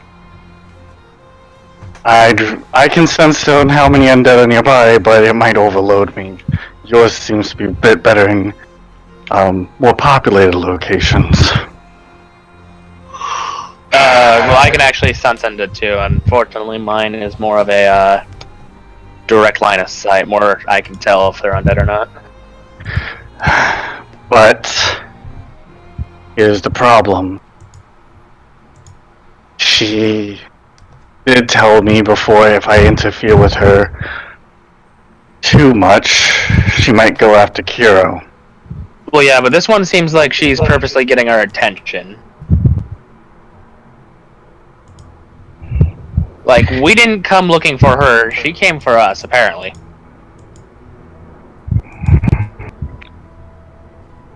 Mara's still going to be kind of standing there thinking for a moment and looking back at the window occasionally.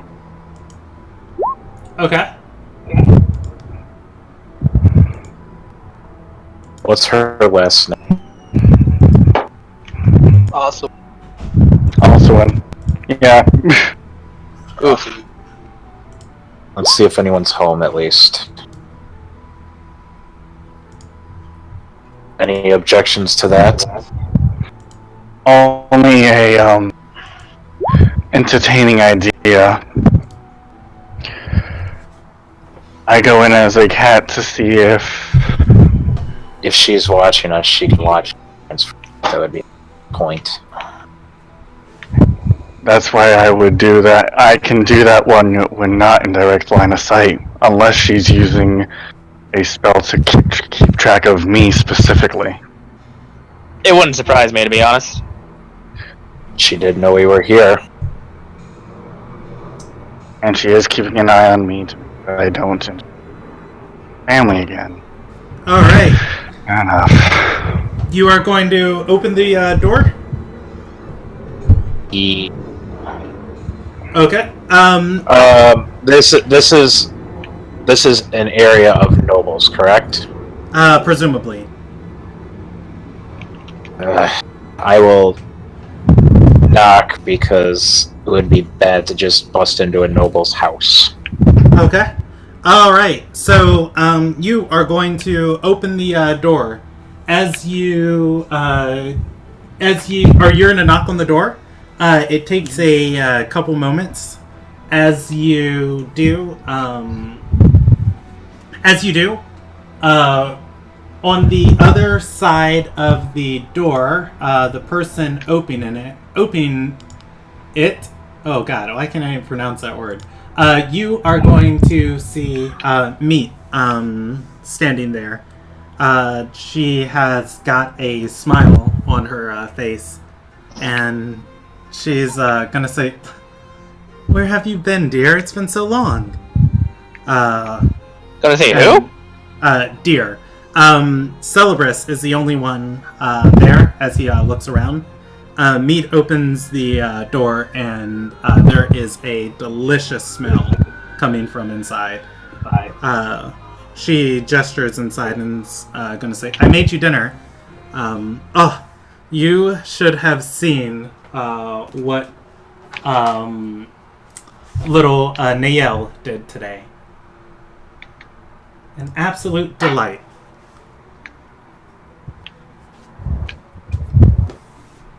Oh, Brandon. Welcome to the crash course of being father, eh?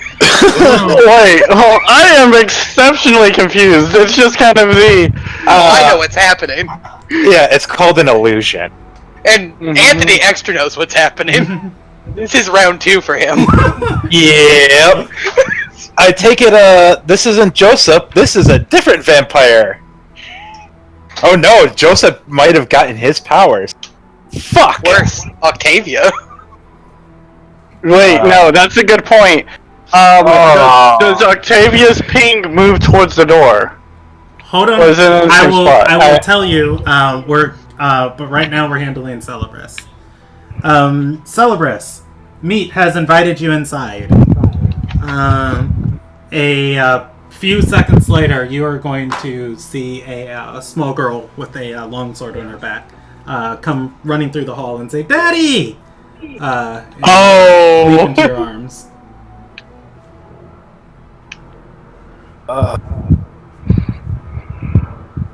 Alright. Yep. Soulmane was smart enough. I don't know if Celebris would be smart enough to discern this. Can I do an intelligence or some kind of check to see if he can discern this isn't real and this is weird? Yeah. If you want, I'll allow it as an Arcana check. Your Calcan training gave you. I'm gonna use my inspiration to give me advantage. Why did that roll to you? I don't know why I did that. I apologize. Yeah, I rolled wisdom saves on your character sheet. Oh, cool. Alright. I got the 22. Yeah. Yeah, I used my inspiration to self-advantage. Yeah. Like, as you start walking in, or if you walk in and inspect this, like, this definitely shouldn't be. Like, what type of magic is this that, what type of magic is this on the that outside? What makes you, what type of magic is this that, makes you believe you are married to Meat? And the girl is hugging you, and she feels so real. Like, this definitely isn't reality, though. But it feels like reality.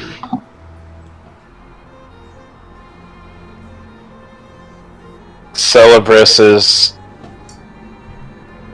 gonna try to start backing away. And as you start backing away, you're going to feel two hands on your shoulders. Looking behind you, you see... Oh god, I forgot this guy's name. Do you mind if I rename an important character from your backstory, because I don't think I have it written down? His name is Dio. We are going to name him Kiris. You're going to recognize Kiris Bananos. He was the acolyte at the Chantry of Harmony that Celebris killed, that landed him in jail, where he met Father A. He puts his two hands on your shoulder, and he's gonna say, "Hey, Celebris, you look like you've seen a ghost." And Meat is going to look to you and say, "Oh, I invited Kiris over for dinner. I hope that's okay." He's going to say, "What? Yeah, of course. Why wouldn't it be okay? Celebris and I are best companions. We spar every morning still, right?" you're in. Do it. And I... With the Arcana check, I've determined that this is not real, so I do still have my memories of killing him. Yeah, yes. He should be dead. Why is he standing in front of you? No. This isn't...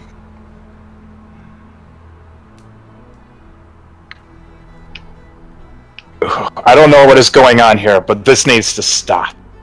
This isn't real.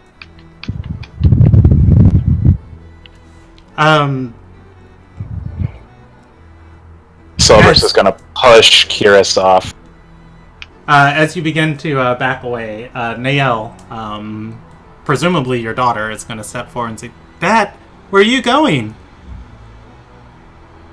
No. Buy some milk. Get a pack of cigarettes. All right. Go ahead. I'm going to. I don't even know if this will work, but Silvers is still freaked out, but he's going to take a moment and attempt to do stillness of mind to end a charmed effect. Not sure if this is considered one, but Okay. We'll come back to Celebris. Alma. For the rest of us. No, Alma, just Alma, apparently. Yeah, you are. Celebris is going to open the door and step in and say, "Come on, we've got to hunt, or we've got to figure out what's going on here." As Celebris steps inside, he's going to look back at you and say, "Alma, I just want to say thank you for what you did for me and the work you did on closing the Ghost Storm. You truly are Renalta's greatest servant." Inside, I know that this is bullshit. I know you. You've never complimented me once in my life. Inside, you are also going to see Father Anderson waiting for you and say, "If I could be half as devout as you, it would be truly a new age for our goddess." God damn it, Brandon. Alright, I'm immediately gonna know something of considering both of them. Ariana is there too. And she's going to say, "I'm going to absolve the Chantries and make you the Minister of Faith for Arder Sarai. You've done our nation a great service." It's an investigation, right? Yeah, you can make an investigation check. Well, shit. Yeah, just like, wait. How long have you... What's happening? Okay. Well, I mean, Like, all of this is good I stuff. honestly don't understand what's happening. It's like, this doesn't seem right, but I can't put my finger on it.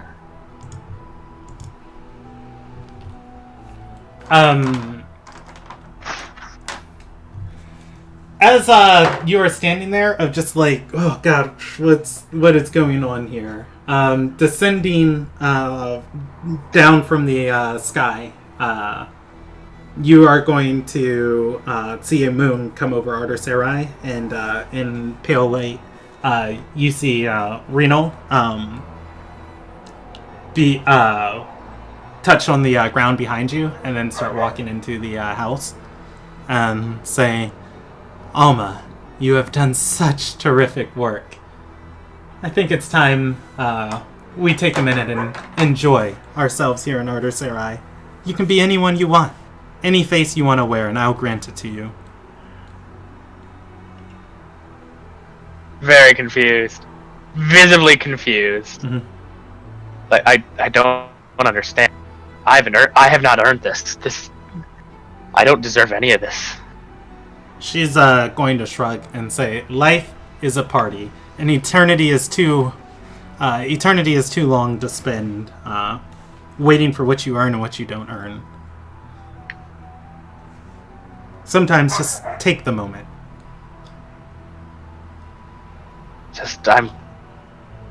I don't know. I don't know what to believe anymore. I've been doing all this work, but I don't. And almost just going to sit down, clutching his head. It's like, I don't know what to think.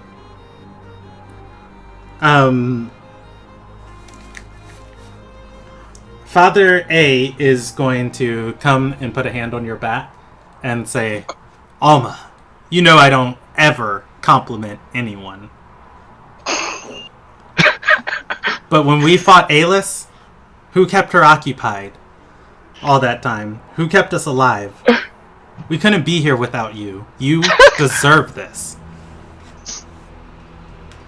I want to make a history check. I'm pretty I feel sure low-key roasted right now. I want to make a history check because I'm fairly certain he told me that I was probably like absolutely useless that fight. Well, you take the boss for like 4 rounds on your own. Like, You might have gotten like a progression, kind of backhanded compliment. I'm trying to remember that fight. It's like a gruff, you did good, kid. Yeah, thinking about it, it's just like, yeah, there was a moment where Marrow was in a maze, Galesong was fighting a paladin and a demon, Father A was trapped in a cage, Rael was trying to get him out the cage, and yeah, I actually was the only one dealing with Alis. And I was alive. I do deserve this just a little bit. It's like maybe a little indulgence doesn't hurt. Father A is gonna wrap his fist against your back and say, "Oh ma." Celebrus joins in and says, "Oh ma," and so does Ariana. You are so fucking Just gonna close my eyes and take it in as the player waits for the punch. All right, so let's jump over to Marrow. Marrow. This is going to be entertaining. Marrow is going to watch Celebrus open the door. As you do, Celebrus's eyes are going to kind of just like gloss over as he looks completely spaced out. So does Alma. For a second after like waving your hands in front of him, they're not moving. Octavia is going to come to the door and leap out and hug you as you are like looking at your companions. And she's gonna say, "Lord Asterai!" And looking at your companions, she's gonna say, "Pretty neat, right? New magic I picked up." And This one I can't tell if this is a magic trick on me or not. Oh shit, this could be real. Oh shit, this could be. this one might not be an illusion. Honestly, I think this one actually might be real. As a player, I can't tell. As a player who's dealt with this, I can tell you, I feel like it's true, just because it feels weird that Marrow's like ideal scenario involves an Octavia hug and an explanation for the charm magic. Instead of giving my fantasies are really hero. specific and plot heavy. Just like damn my fantasies. Oh god. What's Wait, going why am I a secondary on? character in my own fantasy? Octavia is going to say, "Come, we can lead them inside. They're practically paralyzed."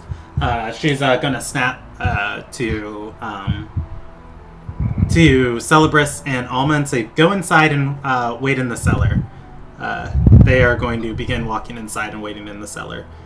She's gonna say, punching your shoulder and say, "I didn't expect to see you." I didn't expect you to be using your cats, nor finding you here. You know what? I'm actually tempted to try something here. Go ahead. Okay, hold on. I need to take a look at my... Oh boy. I'm going to use...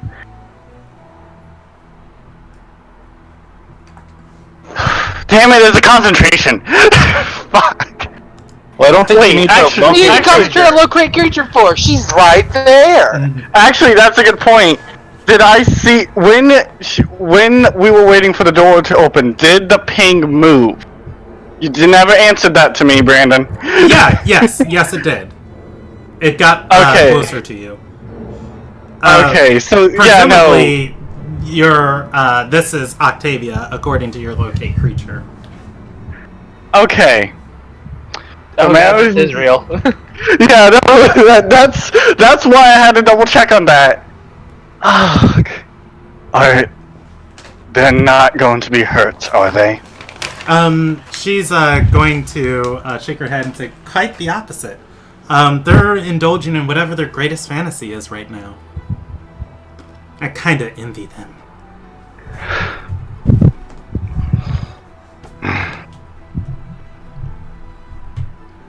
And she's gonna say, they're being treated to joys that reality can't even begin to match.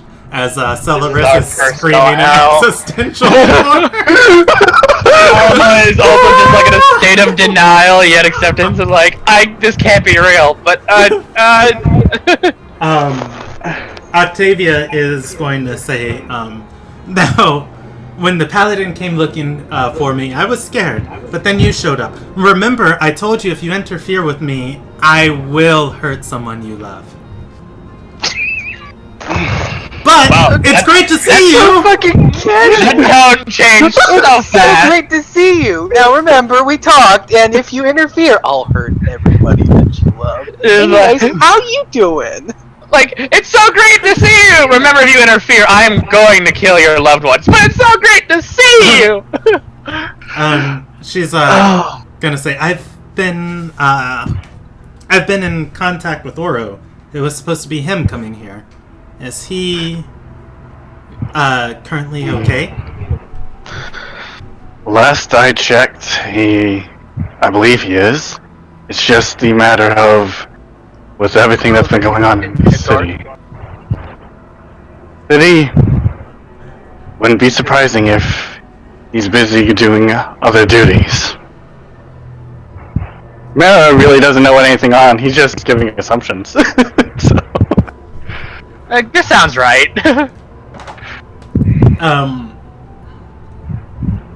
He is, or she's going to say, well, you know what? Is Octavia going to share with you? And she's going to put her hand on her chest and say, you know, I'm from the countries, or the outer countryside of Ardith, but I really consider myself quite the patriot. Do you know the Fang is trying to destroy this country? I had a strong feeling. She nods and says, they're so short-sighted. Anyways, I've been trying to warn Oro if he was here today, I'd have a much better chance of interfering with their next set of plans. Joseph has been camping around the castle. You see, my powers is only half of a magic bestowed upon us. I weave fantasies, and he weaves nightmares.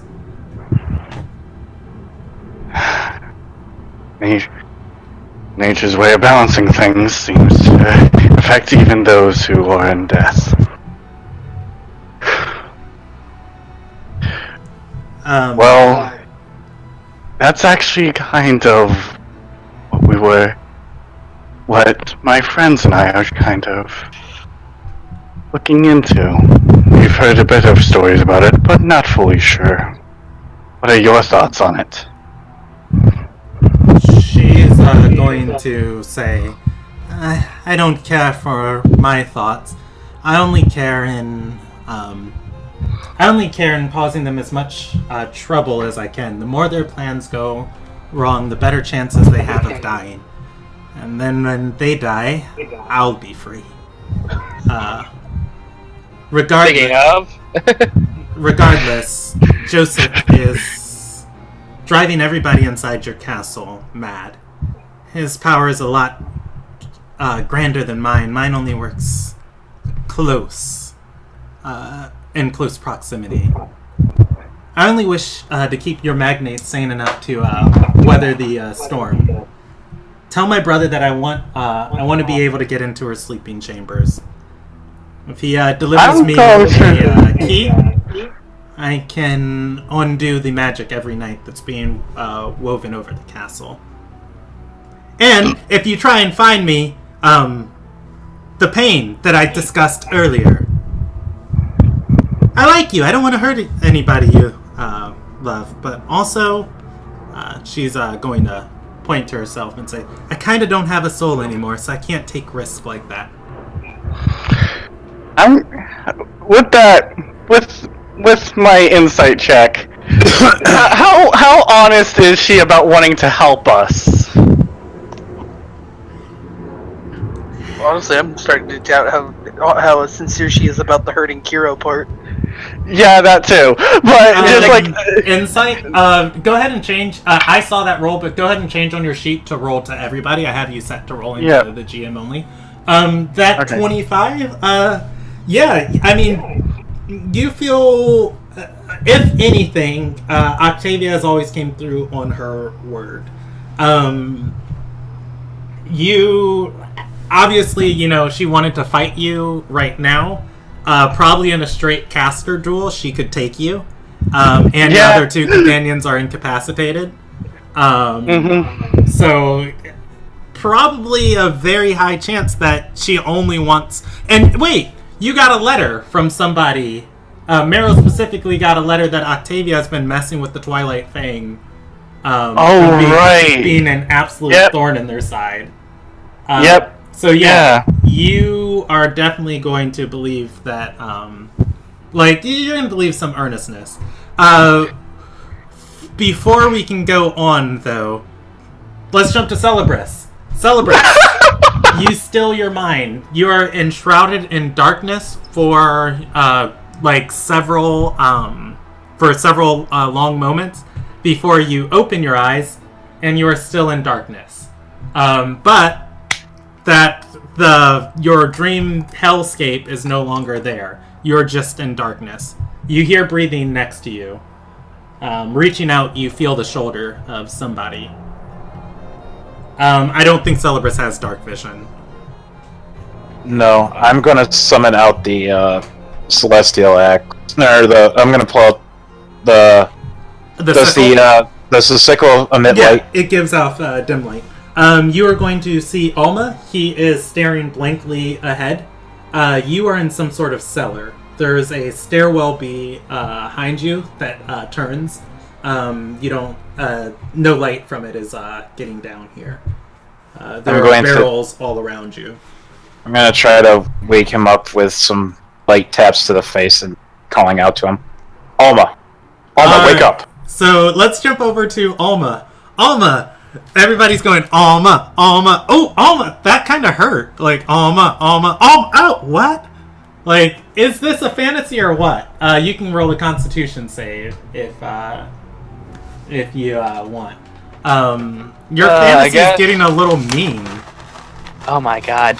Everybody's chanting Alma. You feel it again. I was like, is Father A punching you? And very dizzily, your vision is going to blur. When you see this cellar and Celebris in front of you, his words are intermingling with the chant of everybody of Alma, Alma, Alma. The illusion sets back in though, and again you're in that foyer. Your god. Ariana, Father A, and Celebris are all chanting your name enthusiastically. Mechanically, you need 2 successful checks to break out of this effect. Celebris has given you 1. Okay. So the Constitution save was 1. Yeah, you are starting to believe you're stuck in some sort of illusion. Like, I know this is not real. This can't be real. Father A has never been happy in the entire time I've known him. He's gonna say, nonsense, Alma. I've loved you since the day we met. As a brother. We're brothers in faith. I just am too scared of my own feelings to tell you so. Gotta make another check there. I mean, Father A is pretty close. Well, no, that's not a Constitution save. That would be a Wisdom save. You can break. You did a Constitution save last time. Yeah, because Celebris slapped you. Oh, okay. I'll reroll that. And Natural 20! Like, I don't believe you, Father A doesn't know what happiness even is. You're just gonna, like, start shaking, like, what is this? And it's going to blur. You are in some sort of cellar with Celebris. There's no light around you. You see barrels lining the wall, and obviously the stairway behind you. I do have dark vision, so... Yeah. I'm just going to allow one moment for a silent single tear to roll down my face. Why'd you wake me? No, not even that. It's just like, oh god, that was horrible. Awesome. Horribly awesome. No, you guys don't understand. Alma. Yeah. I'm not sure what exactly happened, but it seemed we were under some kind of charm effect. Yeah, I saw. I saw my guilt. We can discuss your internal pain later. Would rather not. Would rather not. We need to get out of here. Sure. Let me check my spell list. Do I have anything that provides light? I have light with the sickle. Yeah. Okay. Heading. Well, I mean, like, I can see. I do have dark Has it vision. been 10 minutes yet? It is about to be. Because we've been jumping around to each of these people. Alright. Heading upstairs. Yeah. I'm sorry, go ahead, Anthony. I was gonna say Celebus is gonna start heading up, but he's gonna try to be stealthy about it. Okay, roll me a stealth check. Also, change on your sheet. I have you set to roll only to the Dungeon Master. If you click public at the top of your sheet, it'll roll down. I switched it back. Okay. Alright, Alma can choose to roll stealth, or you can just wait until Celebris tells you it's clear. I am not very stealthy, so I will let Celebris scout ahead. Alright, Celebris heads upstairs. You are going to come in at the tail end of Merrow's conversation, weaving your way back to the foyer. You see Merrow talking to that woman. Her cloak is down. They are... Well, actually, we'll come back to you because... You're about to watch Merrow and Octavia's makeout session. Congratulations. Yeah, What? You come in at the end of that conversation. Rael, Shafe, and Father A. You get to the door of the house that you presume they were at. The door is closed. Rael, you hear voices from inside. What Rael do will you just guys want to do? Ryo wants to put a hand up and then listen to the voices. Okay, let's jump back over to Merrow. Octavia has told you what she needed. She needs a key to Ariana's room because she can counter Joseph's power only in close proximity. She has also threatened to people. Presumably, everything that you guys needed to discuss is done. What do you want to say? Merrow is going to state, warning Kiro, as much as I know you as a trickster, I don't think everybody else will take too kindly of some of your prank that spell once they come to. Could I interrupt you for 1 second? Merrow's passive perception is 24, I believe. It is 25, actually. Okay, you are going to notice Celebris peeping around the corner. Speak of them. Yeah. Does she notice Celebris? Does not appear so.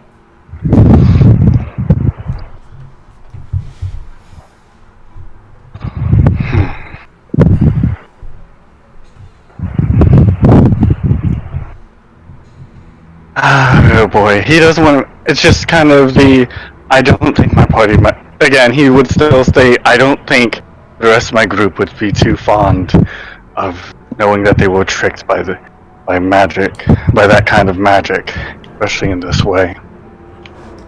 She is going to, she's going to say, well then, don't tell him, she shrugs, and says, I pay the steward of this manor a healthy sum to let me use it during the day. Tell Oro he can leave the key here and I'll pick it up. And Meryl at this point is going to go ahead and state, kinda hard not to tell them when they already know. She's going to gesture for your hand, and she's going to. Do you give it to her? I don't know. Right, y'all giving me any signal here? Yeah, Brad wants to open the door and step in. Cool, kicking in the baby, we're going in. Still Team 6, go! And yeah, at the sound of the door being kicked in, she's going to say, "Remember!" And she's going to Dimension Door. Damn it, woman, I needed to know things. She begins casting the spell. If Marrow has counterspell, he can counter. Ryle he doesn't have not have sight counterspell on her. You don't have it prepared? No, Does Marrow Celebrus doesn't. have counterspell? Some paladins get it. No, Marrow does not have counterspell. Druids don't learn counterspell. No, I know druids don't, but for some reason Netra and Group C could counterspell, so I was just No, like, It's a redemption paladin, and it's also a 3rd level spell. okay. Yeah, so she is going to Dimension Door out at the sound of the door being kicked in, which is sad because she had a great lie she was going to give you to tell the party that they probably would have believed. Yeah, no, and that's completely reasonable, and which is... And she would have wrote it on your hand so you couldn't have got it wrong. Casual. No, now it's just kind of the... Now I know what Father A feels like. No, you Somewhat. don't. You absolutely don't. In his Marrow's mind, it's just kind of the... Well, You don't know what I'm going through. I'm going to be... Anyways, we're out in the room. Yeah, we're all in the room. Everybody is in the room. Doors. As you guys hear foots scuffling downstairs, Alma can assume there's a fight and come upstairs and just like, ha! Come upstairs, like, not going to let you. Oh. Father A turns to you and is just like, have I mentioned I've always loved you? Not again! Alright, and the party is together. What happened? It was Octavia. It's nice, what did she say? She wants to help us. Specifically, help. She said that she's... I'm trying to remember... What was the name of the vampire that she said that is right now trying to... Joseph has been weaving nightmares over the Palace District. Joseph has been weaving nightmares all over the Palace District. Everybody has been suffering from them. That everybody who has been in there has been suffering from them. He has a wide range of them. Meanwhile, Octavia can do the exact opposite. She seems to be able to give people their deepest desires and fantasies in the same dreamscape. He gestures to them. You can use it on the both of you. Noticed! I'm gonna make a power move. And I'm gonna send Ascending to Octavia. And I was going to say, if you say anything to make her angry, she is going Then to I'll kill her. her like her goddamn master. Before she can get to people I care about. Not his problem. Does anyone have locate creature or scrying? We could find both of them or one of them and take them down. I want Joseph. Marrow feels her 500 feet away. Locate creature lasts for an hour and within 1,000 feet. I'm able to. I don't want to risk those I care about at this moment, and I want to fully explain what's going on before any of you attempt to track her. Okay. Let's go. So Marrow can start explaining, but Father A did say he was sending a sending. It is a 6-second spell, so that is going to go off. What's Father A saying? I knew you were in the house. I need to know where Joseph is. Please, thank you. Okay. He is... Please, thank you. Here we go. Let's write out these words real quick. Where's her thing? Does Octavia realize that Marrow's very bad at lying? All you had to do was hold your hand. If only she told Alma to lie. That was very good. Yeah, the lie she was going to tell you was that the undead Celebrus sent was a necromancer, and they were commanding ghosts, and they had a ghost possess them, and you fought them off and saved them. Would have been great.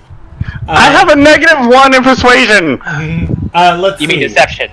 So where That too. is Joseph?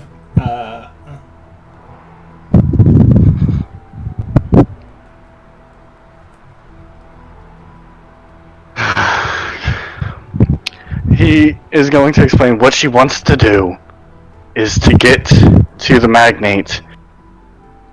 And I'm going to stop you there. To help cleanse from her dreams. I know Octavia, and I have countless resources to note that she is trying to help us. Look, that's nice. And if she gives me the location of Joseph so that I can remove his fangs and slit his throat with them, then she can do whatever she wants.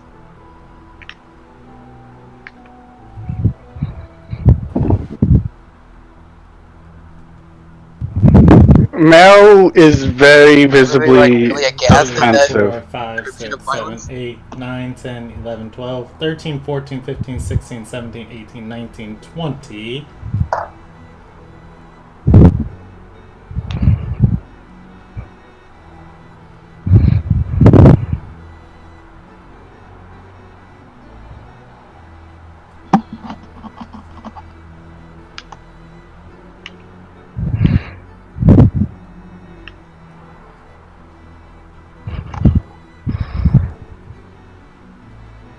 Alright, here we go.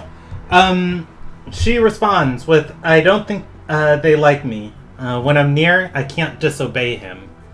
He's trying to drive your magnate crazy. He's near, I'm unsure where.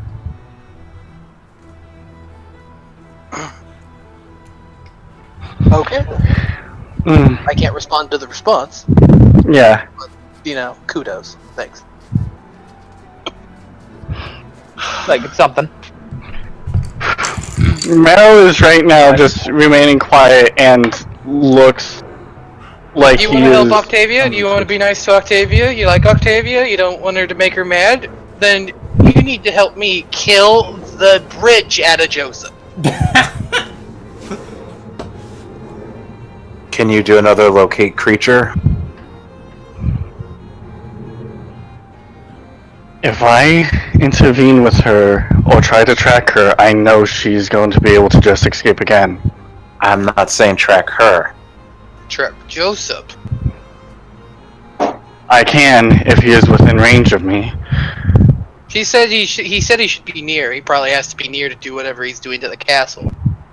We know he's somewhere in the castle, at least. I have scrying prepared, but that would take 10 minutes. I can do it now. He's going to drop the locate creature on Alright. Octavia, and then I'm going to ritual cast this time locate creature for Joseph. Okay. You don't feel him within 1,000 feet. It's worth stating, though, that the castle is larger than, 1,000 feet in diameter. And there was one other thing I wanted to tell you. Father A. you know, Father A knows that he has had a horrific nightmare that's been burned into his memory. Everybody else has been sleeping poorly, but, you know, not enough to, like, horrifically scar you. Presumably, whatever Joseph's doing, it's probably at night. So your chances of finding him close to the castle are probably going to rise at night. This is information Father A would be aware of. I'm not going to make you roll for it. That said, within a I had a horrific nightmare. Yeah, within 1,000 feet of you right now, you do not sense Joseph. So, noting that, Not here. where are we relative to the dungeon? Where are you relative to the dungeon? Let's see. You are. I'm going to do this as a magenta X. Presumably, you are somewhere over here. The dungeon is below the Magnate's keep. Presumably, about right there. We might need to try this again later. When it's more evening into the night. We should also move towards Firewatch. That would be fair. He is not here. Although, if you say that to him before he casts the spell, he won't finish it, and just like that. Too late now.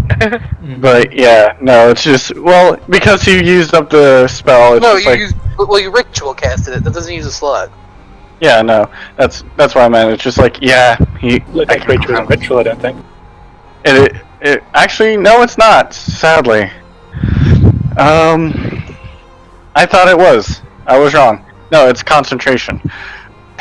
But yeah, with that, it's just. We should let Anna Delia know that Joseph has been doing this to the castle. If too many voices do hear, it might lead them into what we know as a trap. As much as I would like, Magnate at least should know. The fact that he's know when we kill him.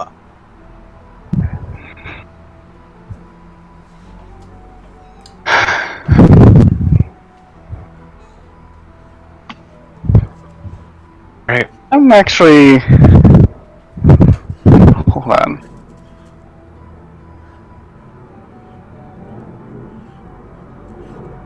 Okay. Now this is something that I know that I'll know for later on. For now, there's not much we can really do at this location, and I know You hold the spell, right? Like I was suggesting we go to Firewatch because you can then hold the spell, and maybe we'll get a ping point on the other side of the castle. that sounds like a plan. Yeah, he's still focusing on the spell. As he'll kind of delay it, just kind of. I mean, you can keep it up as we walk. Yeah, no, he's just going to be walking behind the party, like being the last one to leave the building. And is there a flower pot or something like that in this place? Yeah. This building is actually there's actually the Stewart has been in here, presumably working on another floor.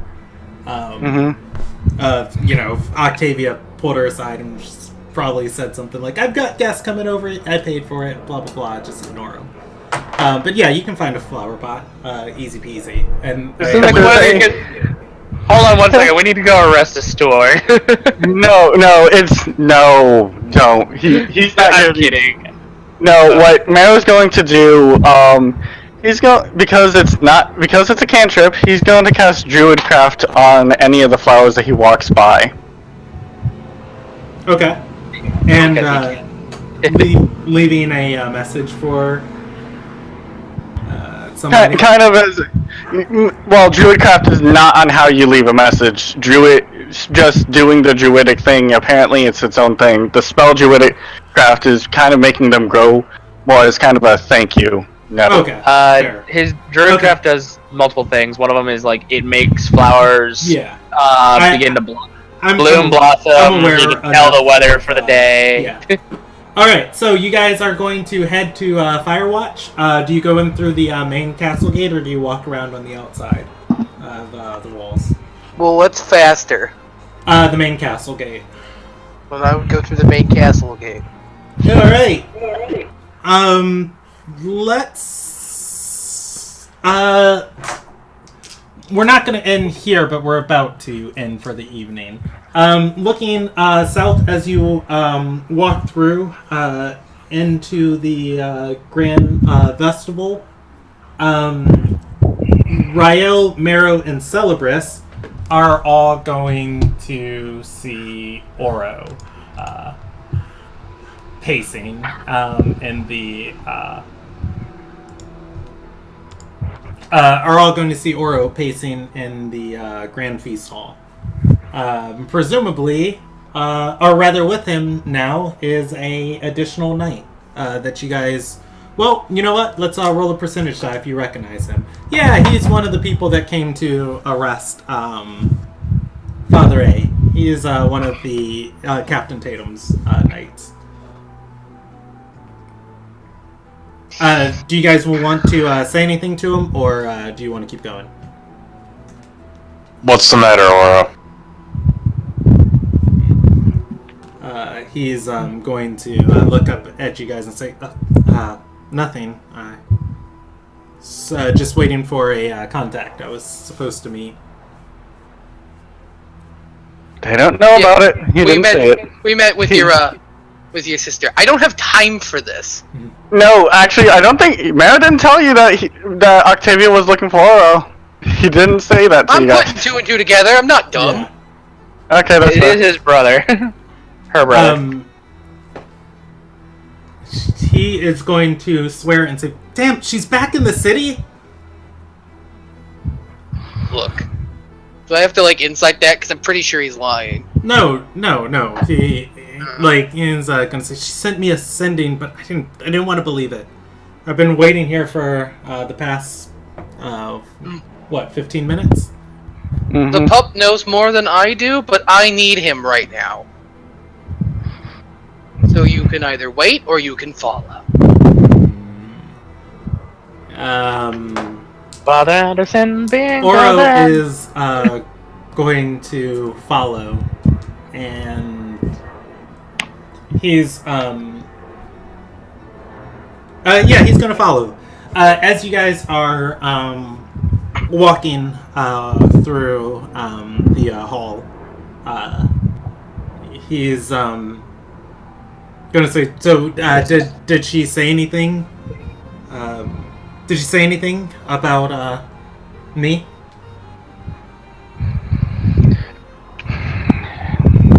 That's a matter of fact.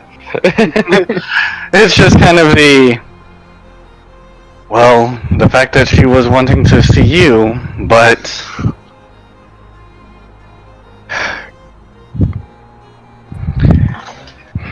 she's wanting to help.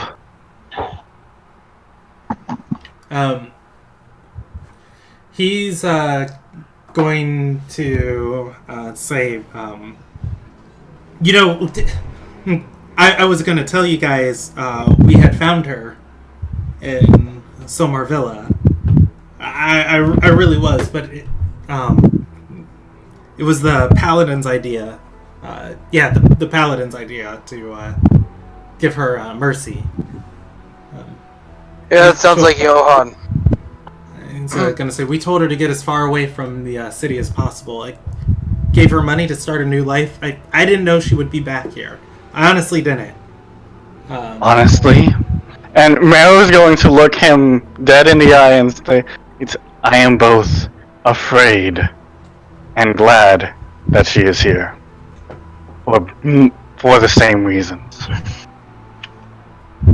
Conflict feelings. His two potential girlfriends are fighting with each other.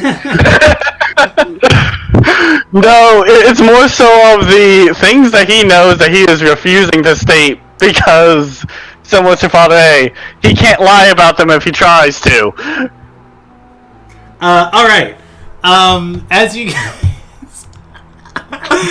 guys are walking through the castle, heading through Central Rise, Nachiro is going to stop Father A again and say, Lord Anderson, I've been talking to some of the other guys, and we agree it's really unfair how you've been treated and your name's been dragged through the mud.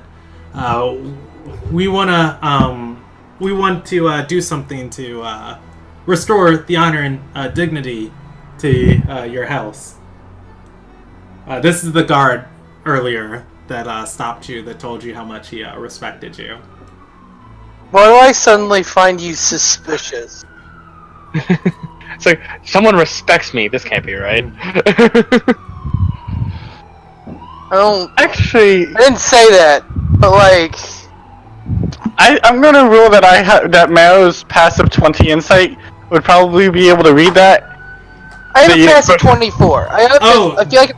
This random guard is just a guy who is enamored with Art is a Nation of Heroes. He hasn't been around Father A enough to be very much appreciate. Don't meet your heroes. Especially Father Anderson.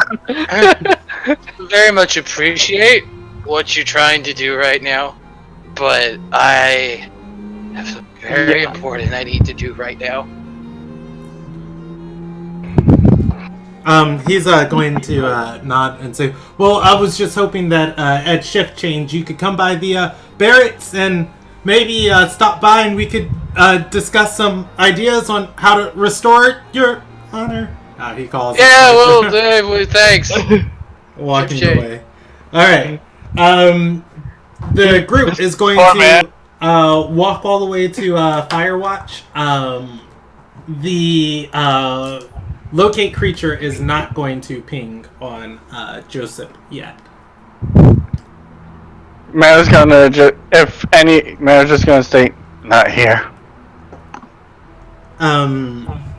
Oro's going to say, she said she needed something important from me, something only I could do. Maro's going to sigh. And something I'm conflicted on telling you. And he's going to say, look, she's my sister, undead or not. She's still blood, and it's still her inside of there. She didn't commit any crime. Being undead's not a crime, and she was mind-controlled by Joseph. No, it's not that one that I'm concerned about, but no, continue. Well, no, that's what Joseph, or that's what Oro says. He's gonna say, if she said something to you or what's going on with her, I deserve to know, at least before the Night Brigade's on her. Maro looks around. Is anybody paying attention to them besides the party? Let's see. Up here, there would be there'd be 3 guards watching. Just inside the Firewatch tower. Walking back into the hall, no. Other than the knight that's following Oro. But you guys know that Ariana set that person on him for his protection, which. Kind of silly to protect. Poor man's gonna die. No, that's I want to take from a skill point. That's the problem. Maro doesn't want to state that around anybody right now, because if he states that, he doesn't even know this guard right now. Like, this is just some poor guy that got assigned to the wrong guy at the wrong time because we have to get involved with this guy. Yeah, no, hold on. We don't have a good track record with nameless NPCs. Well, I can make him a name so you guys can care about him and watch him die later. Yeah, that'd be nice. Actually, yeah, it's like, I vote for Trevor. I vote for his name to be Trevor. Can I make auditory hallucinations with this thing? What are you looking for? Damn it. I'm trying to make something to make it kind of trying to I'm just kind of pacing at this point. With Druidcraft, I'm trying to distract the guard that's on him with Druidcraft, so that way I can try and stealthily tell Oro what something without the guard knowing. Oro can just pull you aside and lean in. The guard is just going to be, the knight's just going to be waiting there. He's got no reason to suspect Oro of like any crimes or anything. He's not like a jailer. He's not Father Anderson. Yeah, he's just gonna walk up and start talking to some of the guards. Like, did you hear somebody got thrown out of this tower yesterday? Was that yesterday? Time flies in Ardor, doesn't it? Or no, it's the day before yesterday. No, it was yesterday. Whispering, do you want me to make the stealth check? Yeah, make the stealth check. Okay. I'm just nervous for that one and stuff like that. Mm-hmm. And I don't want it to be another you're pregnant moment. Help action. Alright, thank you. I'm going to roll with advantage. Pulled you in close and you guys are leaned into each other. Wow. I thought I had a high stealth, okay. Alright, what do you say? He's going to say, considering she is mostly under Joseph's control while he is nearby her, I don't know how good of an idea this is. He was going to ask you for the key to the magnet room to try and help her cleanse the dream. She is now able to give people what they desire. Here, through dreams. Not in reality, but as an illusion. As Joseph has been able to do as nightmares. Seemingly, he's been doing it to a lot of people that are inside of this castle. She can only do it from a short range, though. She has to, from what I'm so far able to tell, close to eyesight, as far as I can tell. And this is just him making a passive investigation, unless you want me to make a check to see if she can probably do it farther. No, that's fine. Okay. Alright. He's going to say... he's going to think about it for a second. And say... She just needs a key and she can counter their magic? If she is under her own control is the problem. It's kind of wondering if Joseph is there. I don't know what he would do. But she wants to help and kind of disrupt them. I don't want giving her a key to hurt the magnate, but at the same, that's why we're looking for Joseph.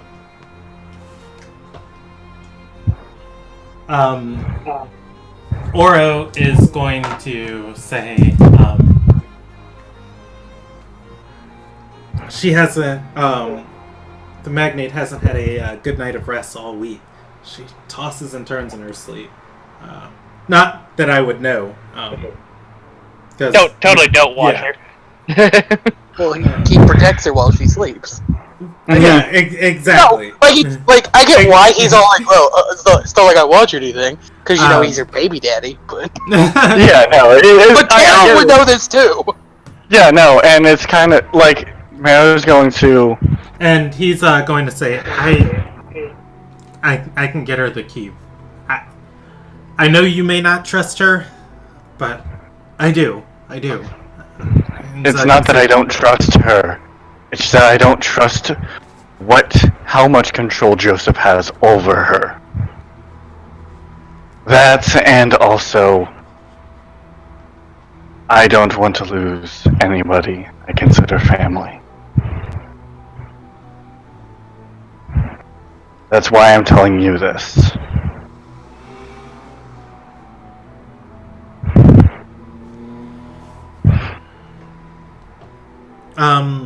He's going to nod and say, how do I get her the key?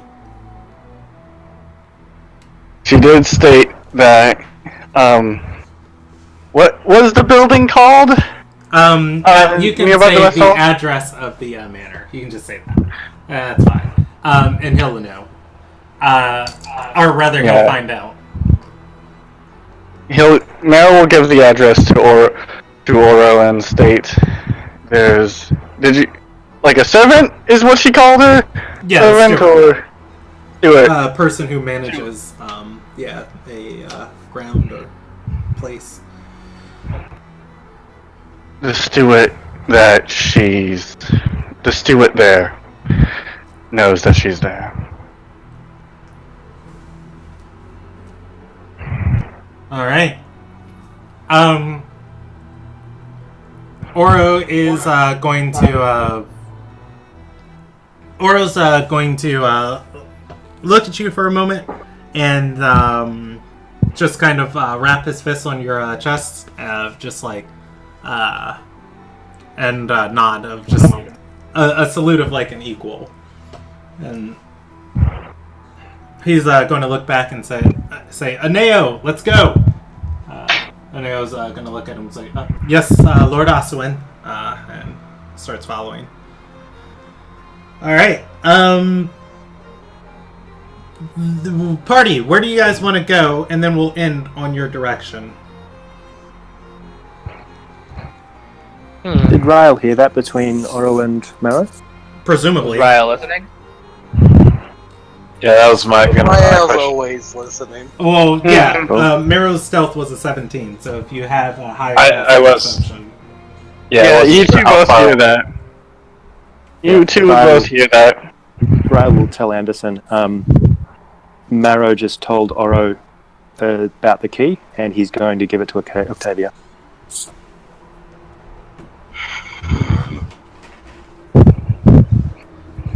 You are so lucky I'm already accused of too many crimes.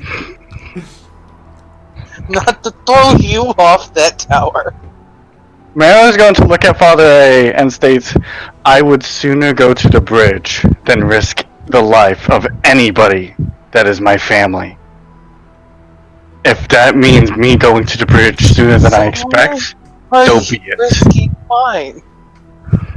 Hey, Rob. Yeah, Odds or evens? evens. Okay. Alright, let's just go in Meryl's way. Unarmed strike on Mero? Alright. Square in the face. I think that's a good spot to stop for the night. Unless you guys want to go for like 30 more minutes, because we did start super late. I can go 30 more minutes. I'm willing for that. No, I got work. Yeah, I was gonna say, Okay, enough we'll jackals end gotta for work. here. I want to say, I feel like it was a great decision on Mero's part, because if Father A will commit crimes for the greater good evil, I feel like Mero should be able to commit goods for the greater question marks. We're just casually talking about giving access to the magnate to someone of questionable allegiances. To a vampire lord. Which is not too much different than Again. letting out a shapeshifter who can take anybody's face. Who is a Also, killer for hire. Meryl outright told Oro that he would have found that out if we didn't see those cats anyways. Secondly, I want to point out that with this, Meryl outright gave him probably a little bit more warnings before he made that decision, specifically stating, it's not that I don't trust Octavia specifically, I don't trust who her handler is. That's fine. You're still getting punched in the face. Yeah, no. I just that roll. Are you gonna hit him square in the face? Oh, Yeah. dead square in the face. I am not saying, like anything isn't happening or that. I just want to say I can wholly see like Mero's perspective on it, and I don't feel like it was a bad decision, but also I can also understand Celebrus like, oh my gosh, what are you doing? But yeah, he's in a very bad mood right now. He was holding it together as best as he could. You got and to this see your is the last fantasy. Okay, let's do experience. Fantasy. For I feel they were just nightmares. Well, They see, were. that's the funny thing about fantasies and nightmares. I think they're closely intertwined because the things we think we want, are actually kind of like terrifying when we actually achieve them. Yeah, the last character I had that had a fantasy fulfilled met his dead mother, and that stabbed her. Yeah. Well, those break the chain. Well, as Mero's going to let him do that, he's just going to, after that punch, he's still going to be kind of standing the defensive, not hitting you. Yeah. Mero's been hit in the face before by somebody he's been trying to help. That's no stranger to him. Okay. Not the first time, it will be the last. Is Mero the second or third party member I've punched in the face? At least the second. Yeah, I think the second. Experience for tonight. Octavia is in the city. Joseph is weaving nightmares. And Octavia is... and in the city. Yeah, and Octavia is trying to disrupt the Twilight Fang's plans, and they are after the magnate trying to drive her crazy. All in all, it is going pretty well so far. With the aid of Group C. Wait, what? Group C killed Ariana's mom. Oh, yeah. Let's see. So that's 2 major ticks of experience for tonight and 2 minor. Anything else major happen? You guys were talking at the start of the campaign. Oh, Celebrus killing people. If you guys had if you had approached Octavia in any different way to not spook her, she would have showed you people to kill of just like, oh yeah, Joseph talks to these guys, I hate them. Murder them. Oh, that's my bad. Because I wasn't even being super serious about the SEAL Team 6 thing, but, I can't joke around about that stuff. Yeah, no, and it's, again, kind of the... Sorry, buddy, guess you're going back to the bridge. Mel was trying to be like, look, we can fine. still talk to her. This person we can actually talk to. I know this woman. Yeah, she didn't know Celebrus, so that's why when Celebrus was the one who found her, it's like, is I this don't your think cat? she knew Alma either. Nope. No, she knew Alma. She knew Alma. Because you were there during the boss fight when she got captured. Oh, yeah, that's right. Well, we were acquainted. I wouldn't say she knows me. She She recognizes you. She affected all of you guys with her magic. Mero rolled like a 28 on his saving throw. So it was just like, well, yeah. Wait, Mero? Wow. I don't remember Mero rolling a save. That's why I Brandon rolled it switched to- us over. Yeah, I rolled the He switched. myself. After Celebrus's bonus, Celebrus rolled a 11, and Alma rolled a 17. So wait, that is the second time Mel is... Wait, it was a wisdom saving throw. Yes. Yeah, you actually managed to not be charmed by somebody. Congrats. And what did it get you? I'm gonna drown you in the river. And basically the entire party wanting to murder me right now. Yeah, you just had Andre the Giant slack you in the face. And That's an apt comparison. He's dead. Yeah, that is an apt comparison. Wasn't my intention, but sure. Yeah, and it's not just the height difference. I am going to tonight. Let's see. I'm Also, going good to luck give drawing. inspiration to Alma, and I'm going to give inspiration to Celebrus for the dreamscapes of Alma's just like, yeah, I know this is fake, but it feels good for just a moment. And then Celebrus of just like, no, this is too good. And your total experience for tonight is going to be 4,500. Did I miss anything? I had major for Octavia in the city, major for Joseph in the city, minor for for realizing the Twilight Fangs plans, and minor for Octavia's abilities.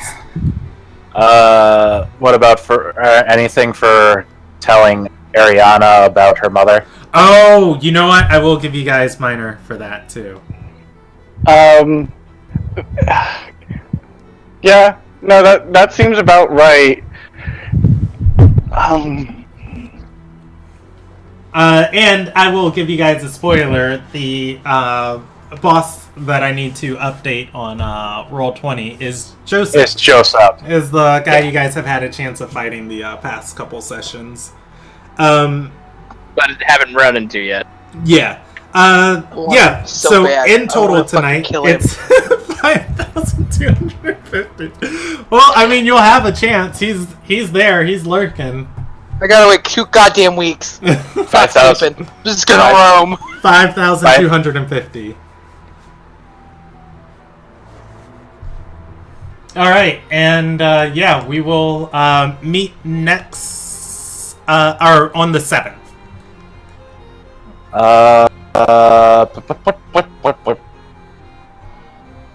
Plus 5,250? Yes, that is the total experience for tonight. 5,250.